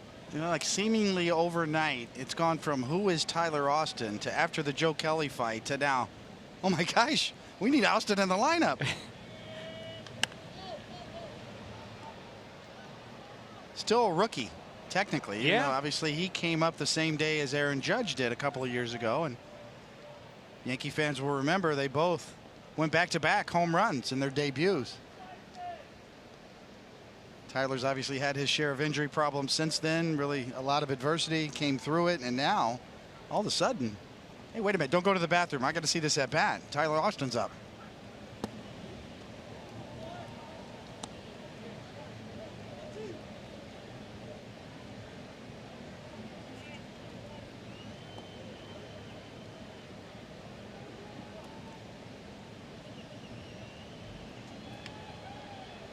The 2-1.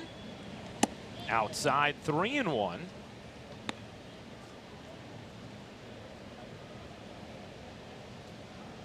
Said Rex Hudler, longtime Major League player, announcer for, analyst for the Royals over here, made a comp with regard to Tyler Austin. Said he reminded him of an old teammate, Tim Salmon, who was a great player.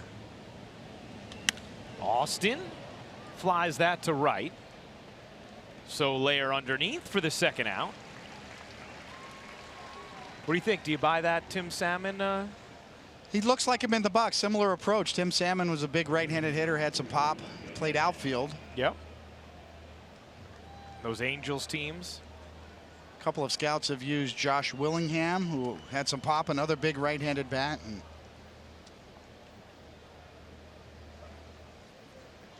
it's the way baseball goes. And scouts, he's kind of like this guy, or when you're evaluating pitchers, he kind of throws like this guy. And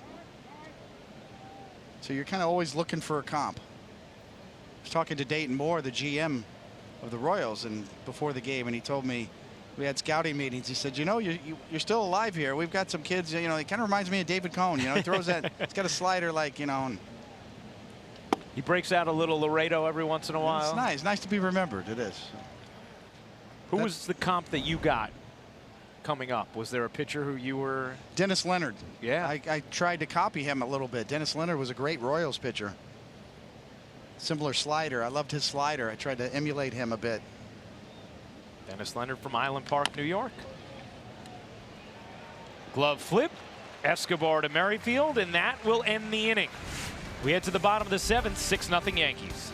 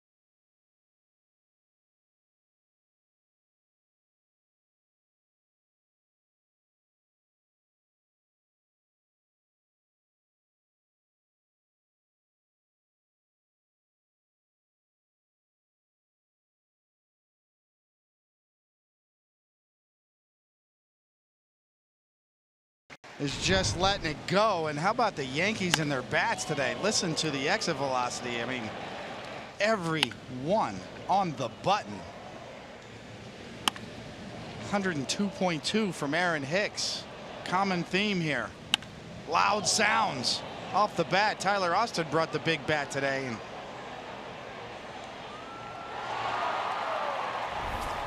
And that is our Nissan game summary, brought to you by your local Nissan dealer.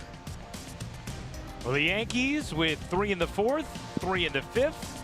Sonny Gray has been brilliant. Huge game for Tyler Austin with 2 long home runs and 4 ribbies, and another big day at the plate for Aaron Hicks.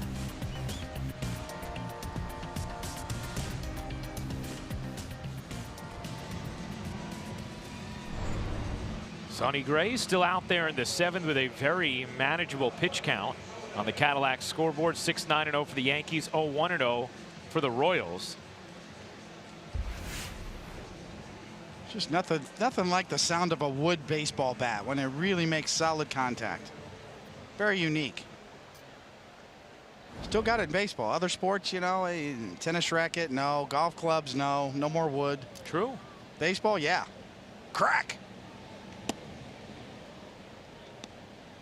And it's felt like in this ballpark, we have a perfectly placed effects microphone to really hear that crack of the bat. It's a good day for it today for that Yankee lineup, up and down. Between that 4th and 5th inning, it was just exit velo on top of loud sound. Hitter after hitter for the Yankees.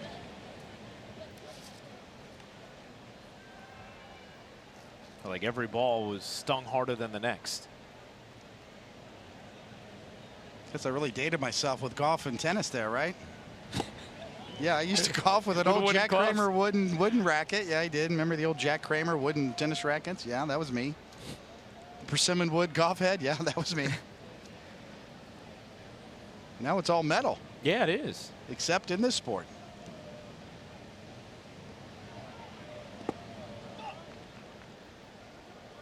Gray not thrilled with that 2-2 to delivery.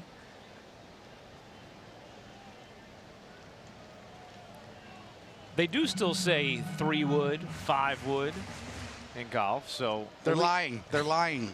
It's not a wood anymore. It's not. 3 titanium, 5 metal.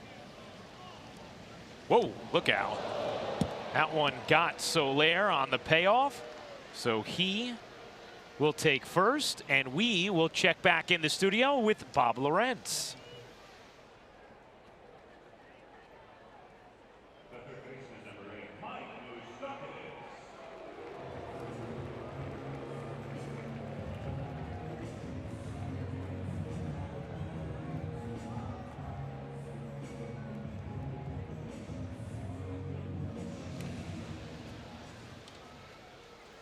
Thank you very much, Bob. Cubs in a very competitive NL Central. Milwaukee right now on top of that division. That's rolled toward the hole and through for a base hit. Soler will stop at second. Second hit of the game for Kansas City as that ground ball had eyes. And 2 on with nobody out as Salvador Perez walks to the plate. Indeed, it does have eyes, and it has topspin as well. As Moustakas finds the barrel of the bat and hits it hard and gets on top of it, and it scoots on by.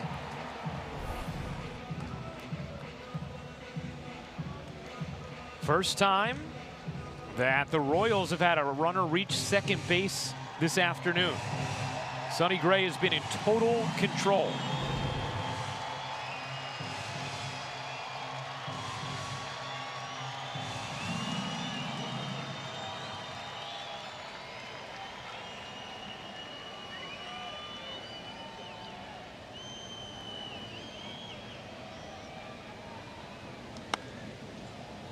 Oh, 1.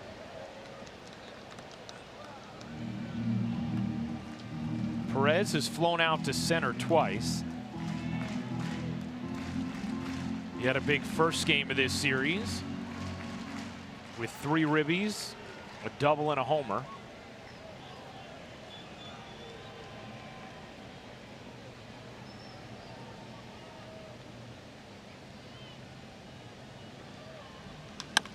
Chop to short. Torreyes is going to go across his body to second, and they will turn it into a 6-4-3 double play as Soler advances to third.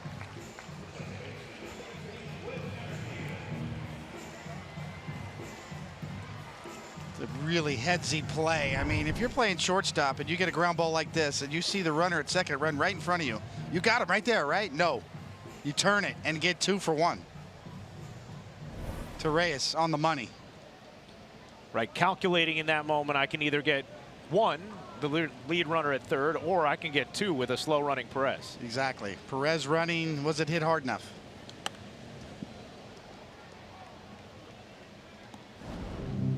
Potential rally killer. Always, it's always the double play ball. Sonny Gray trying to put a lid on it here in the 7th after a little bit of trouble to start the inning. Got a chance to dance right out of this. And the pitch count still excellent at 73 pitches.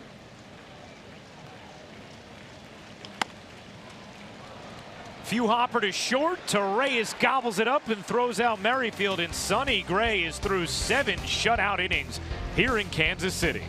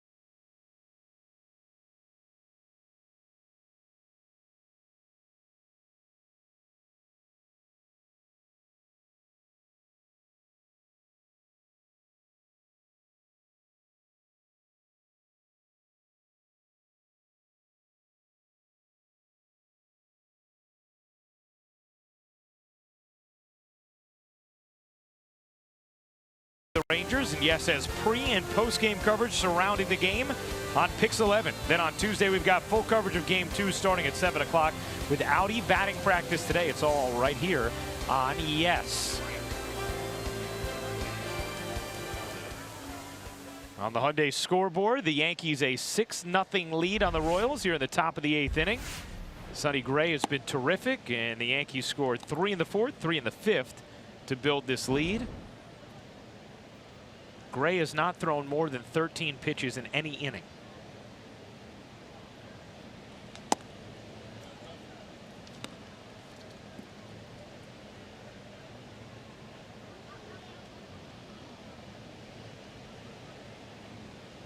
And Romine, who has been the man behind the plate for it, drives that into right center field. Soler cannot get to it. It will roll to the wall. Romine into second. And he will hang on with a double. Second hit of the game for Austin Romine.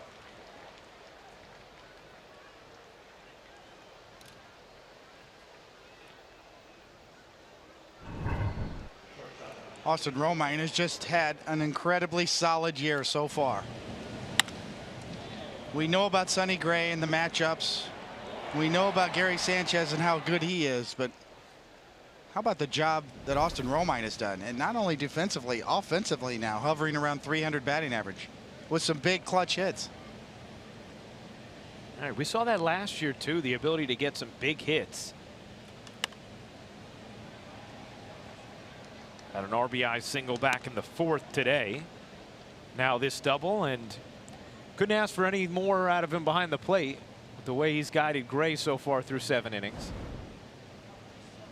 It's just a great story. Romine, another one of those guys that really paid his dues in the minor leagues and earned his way here.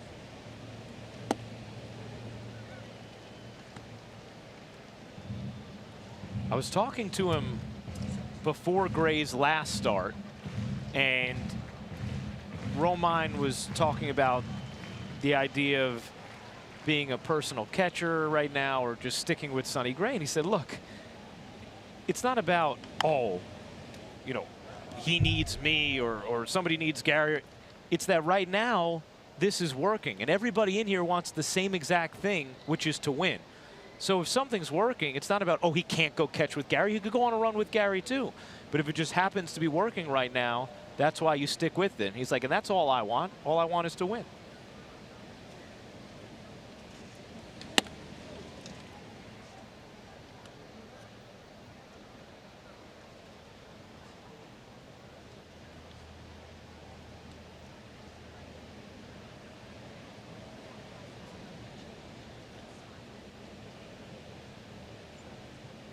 The 1-2, 2-2.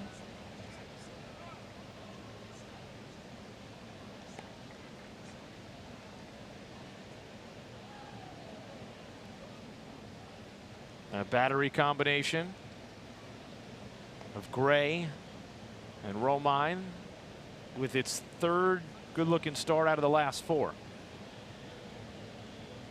The one setback being against Oakland 8 days ago.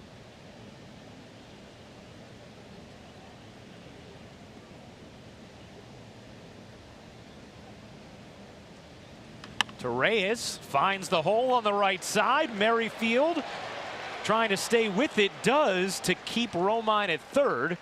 But another base hit for Ronald Torreyes, and the Yankees have first and third with nobody out, looking to add to their 6-0 lead.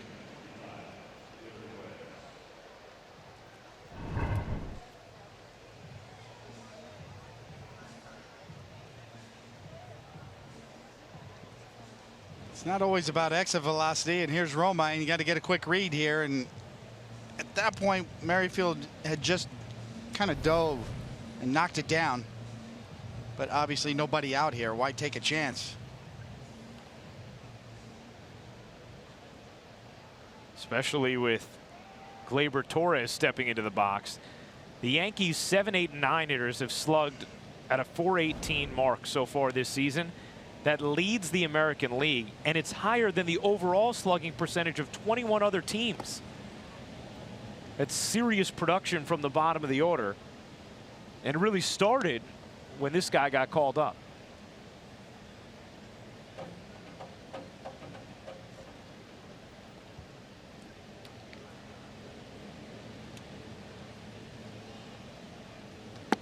Chase there, 1-1. Well, if you think about it, the search has really been on since Robinson Cano left. And now here we are, all these years later. Gleyber Torres is the answer. At least Yankee fans believe it. The organization did. Popped it to shallow right. Soler is going to get to it. He has a strong arm, and so Romine's not going to test it. And it's no small thing as Robinson Cano goes through his own issues off the field now, and his suspension for PEDs, and almost simultaneously Gleyber Torres steps in to take over second base for the Yankees. And if you want to dream on that, Yankee fans are dreaming on it. The front office is dreaming on it. He's the answer. Yeah. It's not hard to see that guy can play. Obviously you have to do it, and you have to constantly prove yourself in the game, in this game, but no reason why he shouldn't be the answer. Yankees hitters have not gone down 1-2-3 all afternoon. Gardner rolls it slowly to first. Coming home is Romine, and everybody is safe. Dozier got caught in between, didn't know where to go with it, and by the time he did, it was too late. You know, effectively, this almost serves as like the old Don Zimmer safety squeeze play, even though Gardner's swinging. But this is the idea. If you can get a slow hit ball in that spot right there, Nothing they can do. It's indefensible, especially with Gardner's wheels. And Gardy hasn't lost a step either, by the way. No.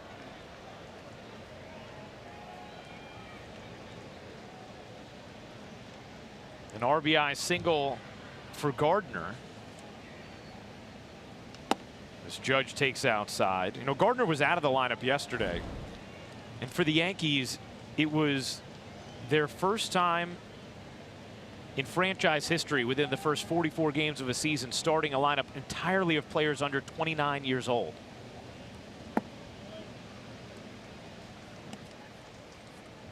And it was their first time with a lineup under 29 at any point in the season since September 26th of 1970.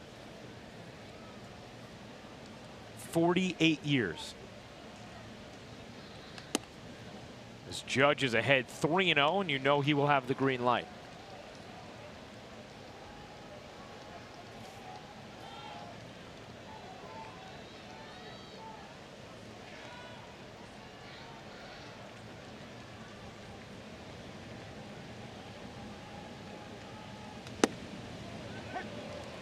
Just catches the outside corner for strike one.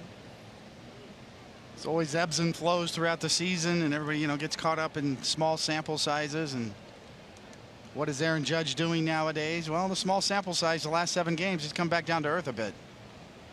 Just 4 hits in the last 27 at-bats coming into this game. He'll take a walk here and load the bases for Giancarlo Stanton. That's something that Aaron Judge always brings to every game, though, is the ability to do that, walk and get on base, times on base. Aaron Judge led the major leagues last year, and he's among the league leaders again this year of just getting on base. How many times do you get on base? And once again, the Royals bully up and at it, Jason Adam.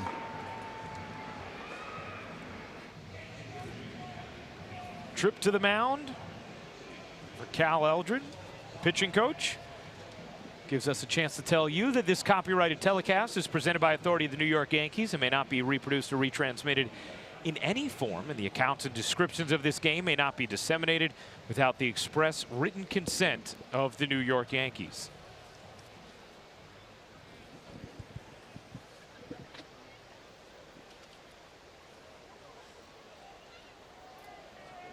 Bases loaded, 1 out, 7-0 Yankees. Stan with a couple of hits already today.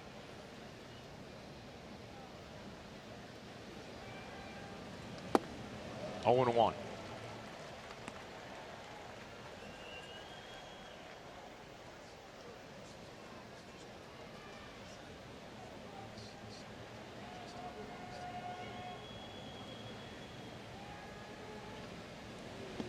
That skips away from Butera.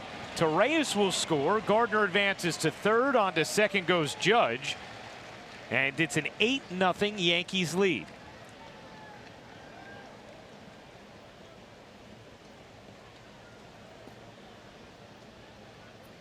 Now will they walk Stanton with a 1-1 count? Just pitch him carefully. Looks like that discussion was being had in the Royals bench.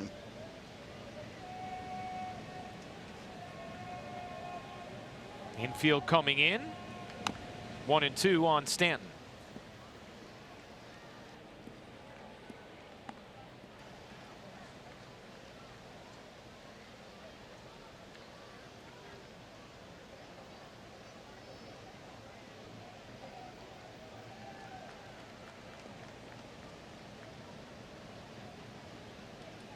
Swing and a miss. Stanton down on strikes. Now we'll leave it up to Aaron Hicks. He's had another very productive game, on base 3 times, a couple of hits. 2 runs scored, a triple, and RBI. And all of a sudden the numbers are back to respectability. You know, the thing, you know, we saw Aaron Boone talk about how he evaluates hitters, and he doesn't look at average that much. He looks at on-base percentage more. There's a 100-point spread there between average and on-base percentage. You know who else used to regularly do that for the Yankees back in the 90s? Paul O'Neill. Regularly had that kind of a spread. Even when he hit 300, his 100-point spread was 400 on base percentage.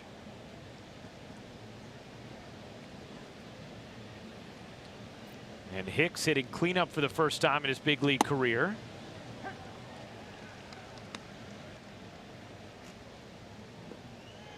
think one of the best at-bats I ever saw Paul O'Neill get was the walk against Benitez to lead off one of those World Series games over at Shea.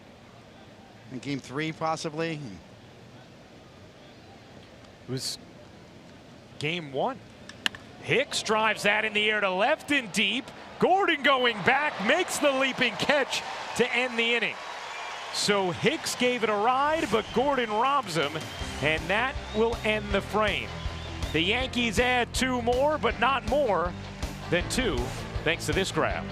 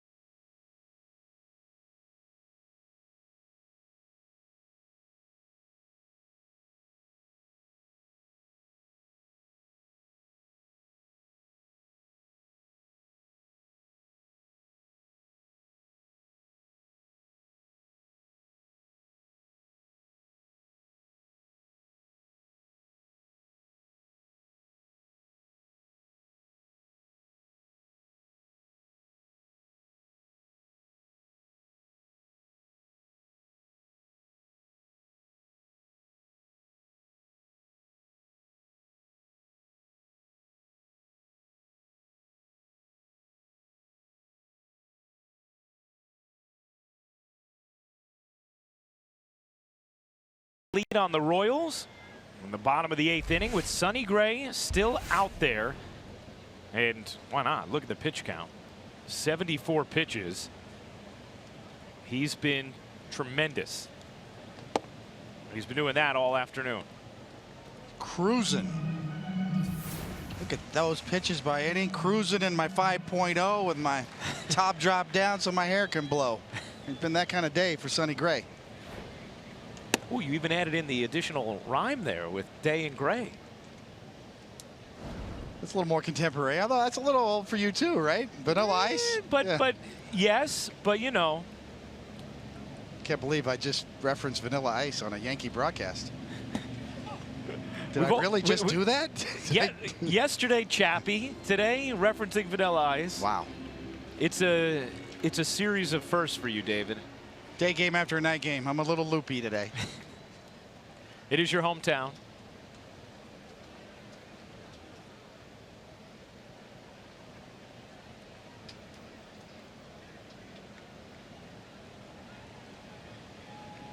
Swing and a miss, 2-2. This is such cruise control, as we said, for Sonny Gray. It makes you think, hey, just lock it down. You're going 9 today. Bully, you sit down, relax, no stress on the bullpen, even though they're rested. And look at that ratio. Who are you and what did you do with Sonny Gray?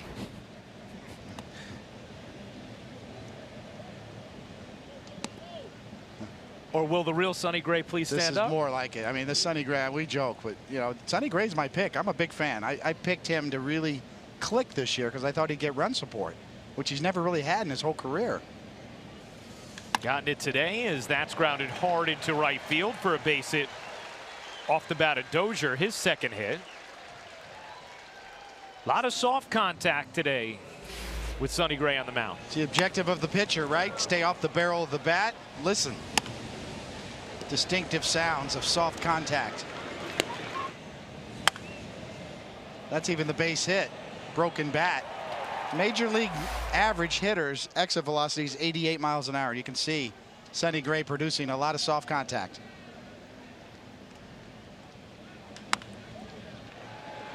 Torres slides, fires in time for the out at first. Nice play by Gleyber Torres, ranging into the second base hole.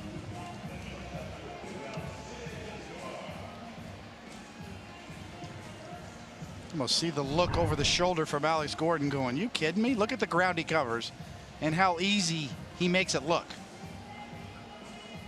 I mean, what do you think? Oh, is that a good play? That's a great play made to look very easy from a very talented young second baseman. And Alex Gordon looking at him like, come on, man. Well, what you pointed out is so true, David. The ground he covered, he was pulled towards the bag. Had to get over big time towards the hole then to make that play.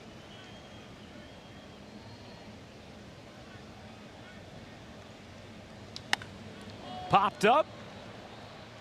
Shallow center. Torres called off by Hicks. 2 down.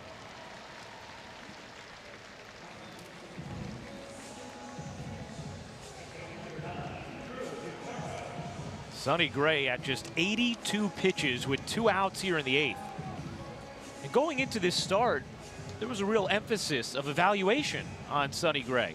It's a rubber game, trying to bounce back from what felt like sort of a setback start against Oakland. A lot of rest, 8 days of rest for Sonny Gray. Look at the look on his face. Completely different look. As relaxed as you'll see Larry.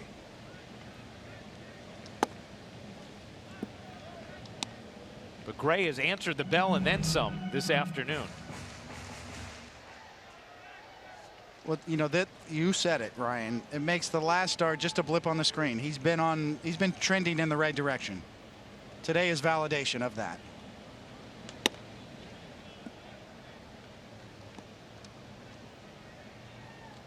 You know, I told you in spring training my picks to click. Sonny Gray was at the top of my list.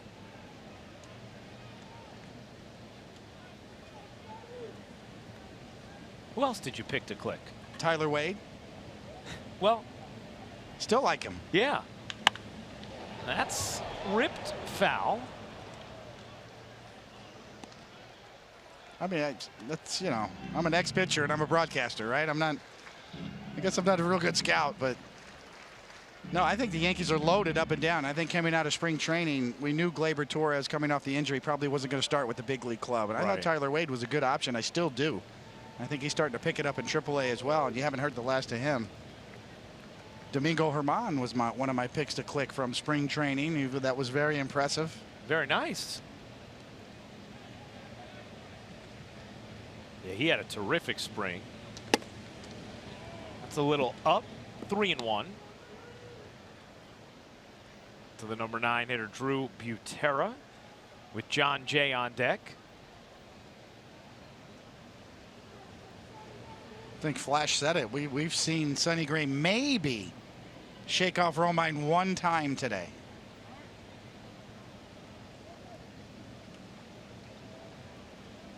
And I think it bears repeating. You know, I'm kind of beating a dead horse here, but you know, that just allows Sonny Gray to work quicker.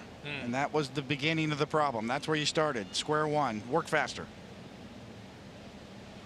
He's had a completely different pace today as he walks Butera. Now we'll face John Jay with 2 on and 2 out here in the 8th. Now Larry Rothschild will get on the phone.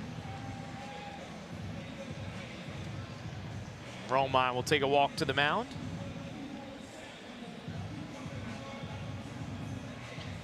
You talk about that connection and relationship there, and we mentioned that article, long profile piece in The Athletic on Sonny Gray that came out this week, and Stephen Vogt, his former catcher, was talking about the difficulties of catching Sonny, and he said, look, even with 2 or 3 years experience with him, he's a really difficult guy to catch. So I've been so impressed watching from afar with what Romine's been able to do.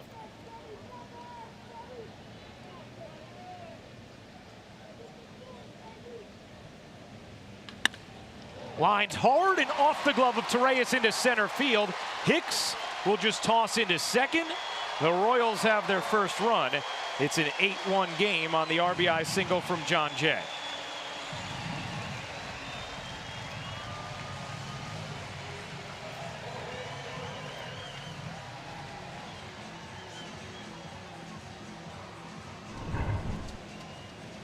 Right down the middle, right back up the middle.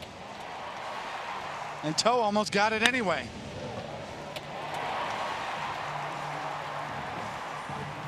Yeah, throw it and back up home.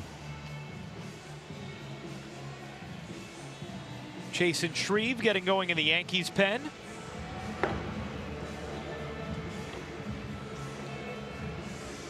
So Larry Rothschild will chat a little with Gray and Romine. Gray tries to massage this final out and complete 8 innings. What's been a terrific afternoon for him. He had not recorded an out in the 7th yet this season before today's start. Yeah, it was the hardest hit ball off of him all day.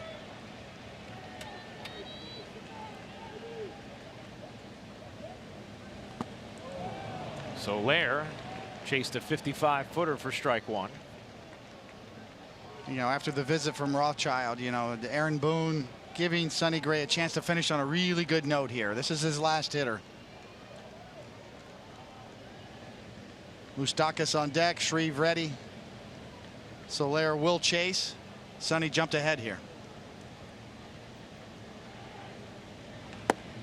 Held up that time, 1-1.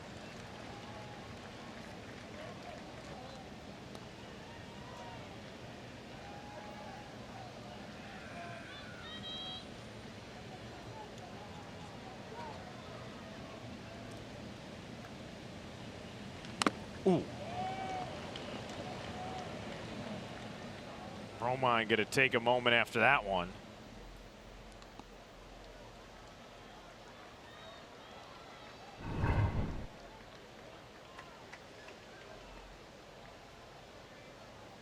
Right off the knee guard. If you say so.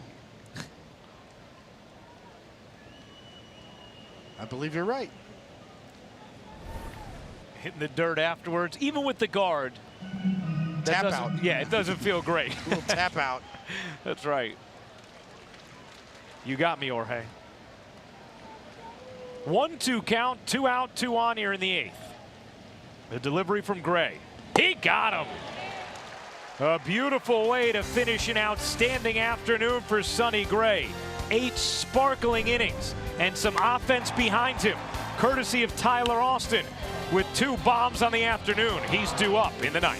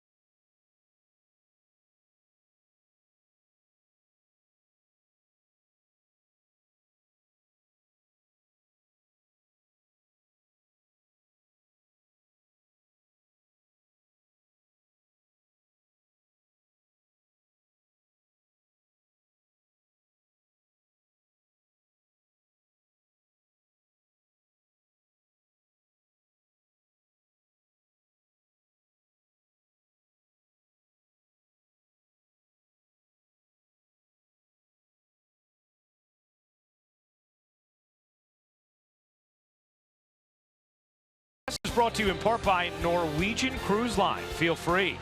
By People's United Bank, where the technology is as helpful as the people.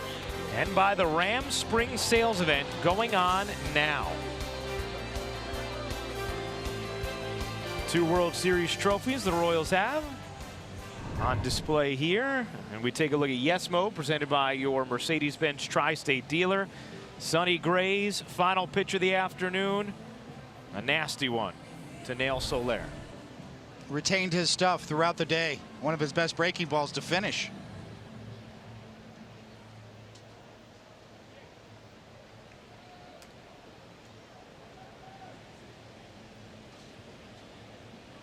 Yankees an 8-1 lead on the Royals in the top of the 9th inning. This man a big reason why. Tyler Austin, 2 home runs, 4 ribbies, ball 1. New pitcher, local kid, Jason Adam from Overland Park.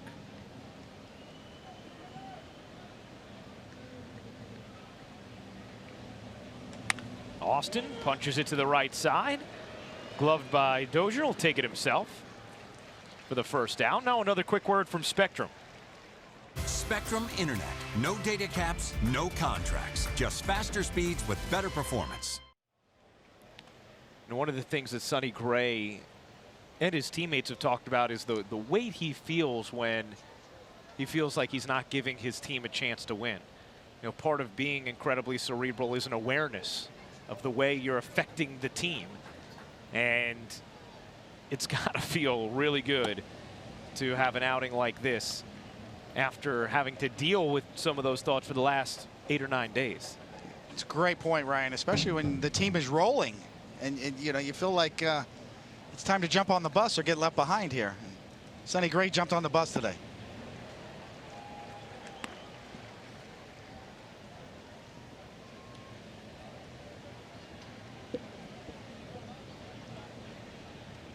It's such an important part of this rotation. The Yankees need him to be like that.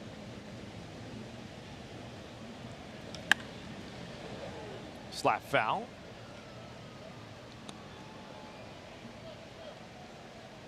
What changes the whole approach when you think about the trade deadline, what this team may or may not have to do as it approaches in July.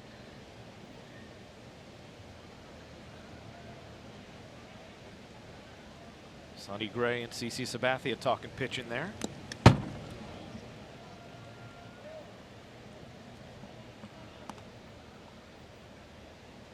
A.J. Cole up in the Yankees pen. See, pitchers always want to talk about how they held it. See, I held it like this, you know, you grip it along this seam. That's cued foul. What's so interesting about that, though, David, is one of the quotes that Gray had in that Athletic article. He said, grips are meaningless. And he talked all about instead the pressures that he puts on the ball, the way he rotates his hand and wrist rather than the grip itself. Throw it up there, aim it there, turn it over there, and it moves like that. See, that much. The best one I ever got was, you know, I gave up a mammoth home run one time, and Wally Backman, the second baseman of the Mets at that time, came up to me and he had a baseball in his hand. He handed it to me. He goes, "How did you hold that one?" That just went 500 feet. And Duhar trying to add some feet to that shot to right, and that ball is gone. Miguel Andujar with a laser to right center field. His 4th career home run. And the Yankees keep slugging. It's 9-1.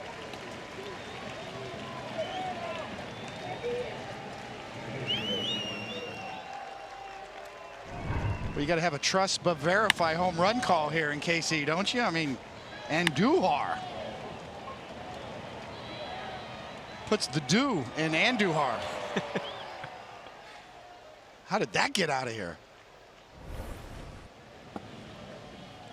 It was just a screaming line drive that had the height. That's impressive. The other way here in this ballpark. 3 hits for Andujar. Only missing a double from the cycle. Took a 1-2 pitch 402 feet out to right center. Well, how many home runs have we seen over the last 2 days with Yankees hitters behind in the count?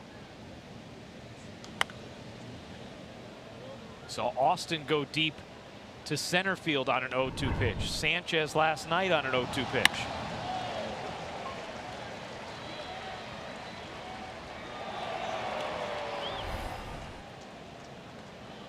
Almost 106 miles an hour off the bat, 402 feet. Not the 153 feet in the air like the Sanchez second homer last night. Yeah, 21-degree launch angle.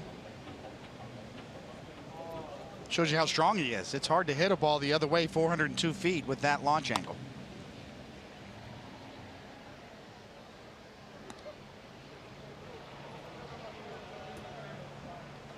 Oh, the energy of youth. Babyface and Duhar, you know, I noticed that at the cage. This kid's still so young, but their energy is so infectious. Both him and Glaber. Romine powers that one into center field. Jay racing back, looking up, and that too is gone. Back-to-back jacks for Andujar and Romine. And it's a 10-1 Yankees lead.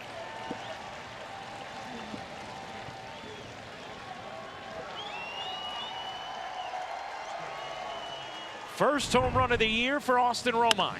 Now that's a personal catcher, right? Not only am I going to call a good game for you, I'm going to do a little damage for you as well. No doubt there. That's a bomb. Torreyes wants a bid. Jay will have room to make the catch right on the track for the second out.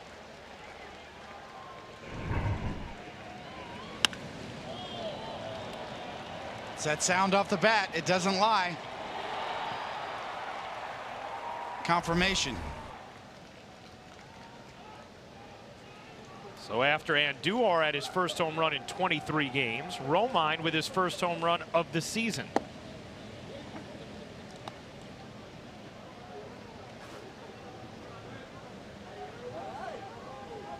And his first since April 29th of last season. It had been a while.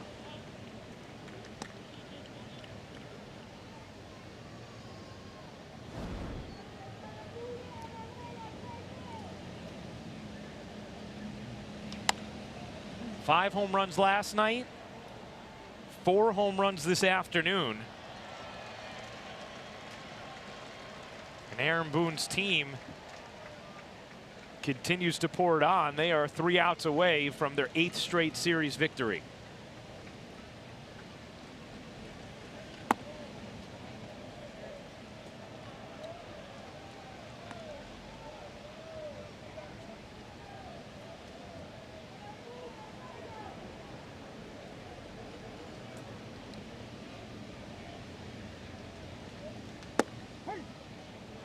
Torres down looking, and that will do it in the top of the 9th. But the Yankees add 2 more on 2 long balls, 10-1 as we go to the bottom of the 9th.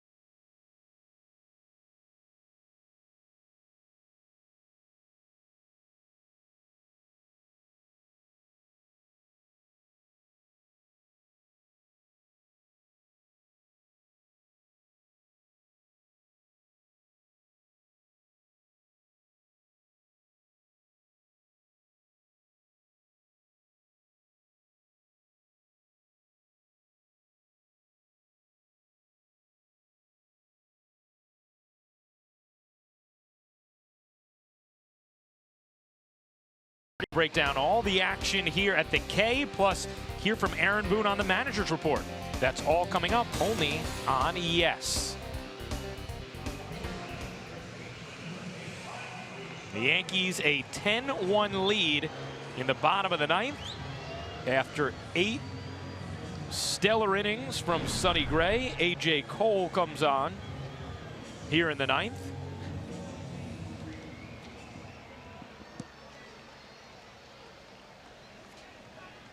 Cole did such a wonderful job in that extra inning win against Oakland at the stadium last homestand.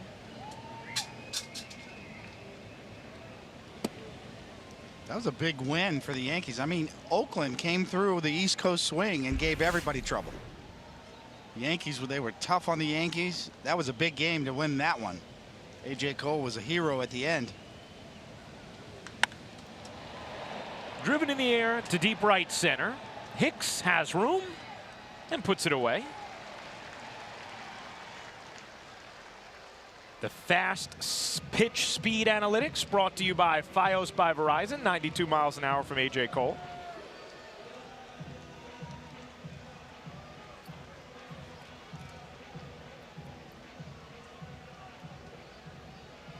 After dropping the opener of this series, David, Yankees just taking care of business yesterday and now today to make sure this train keeps rolling.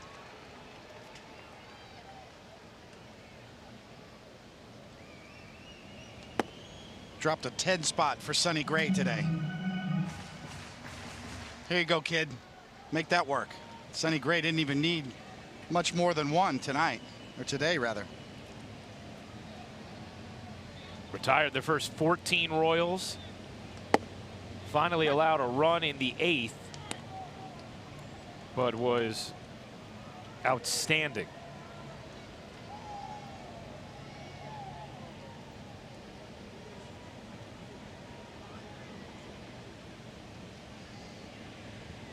And you pointed it out, David, that he just looked confident on the mound. Looks like a different guy. His pacing, his body language, command, night and day. He's definitely doing the right thing. Whatever you're doing, kid, keep doing it. Yankees with support. All 4 homers today were over 400 feet. Combined home runs today and yesterday, Ryan, about 0.75 miles worth of home runs. 3,666 feet worth of home runs yesterday and today from Yankee bats, according to StatCast. That's some good math you're doing. Got a little birdie here, you know, in my ear. Yeah.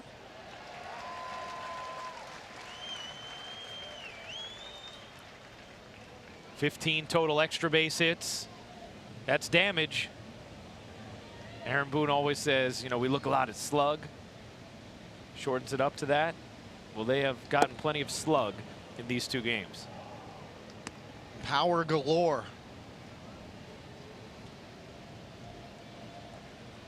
And if you're a road fan wanting to catch a glimpse of this Yankee offense in their one trip in, you got to see what you were hoping for.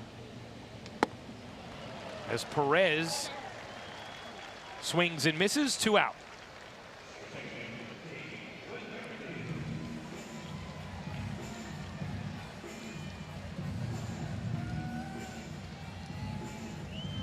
So after the extended rest and some travel drama, an opening game loss in this series, the Yankees get right back on track and an out away from this rubber game win.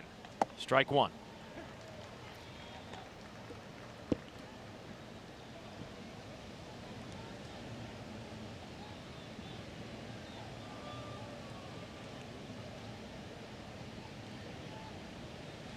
That's 2.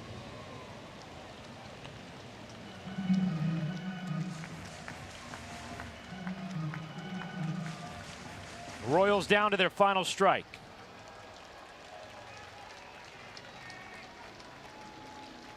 The 0-2. High and in.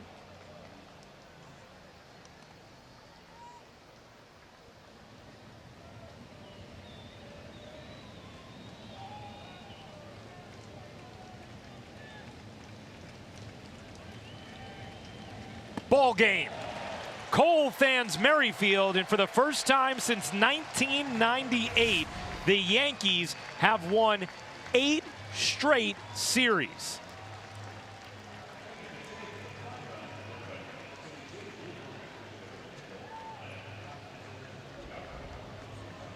Plenty of damage done across that Yankee lineup. Tyler Austin right in the thick of it. So was Aaron Hicks.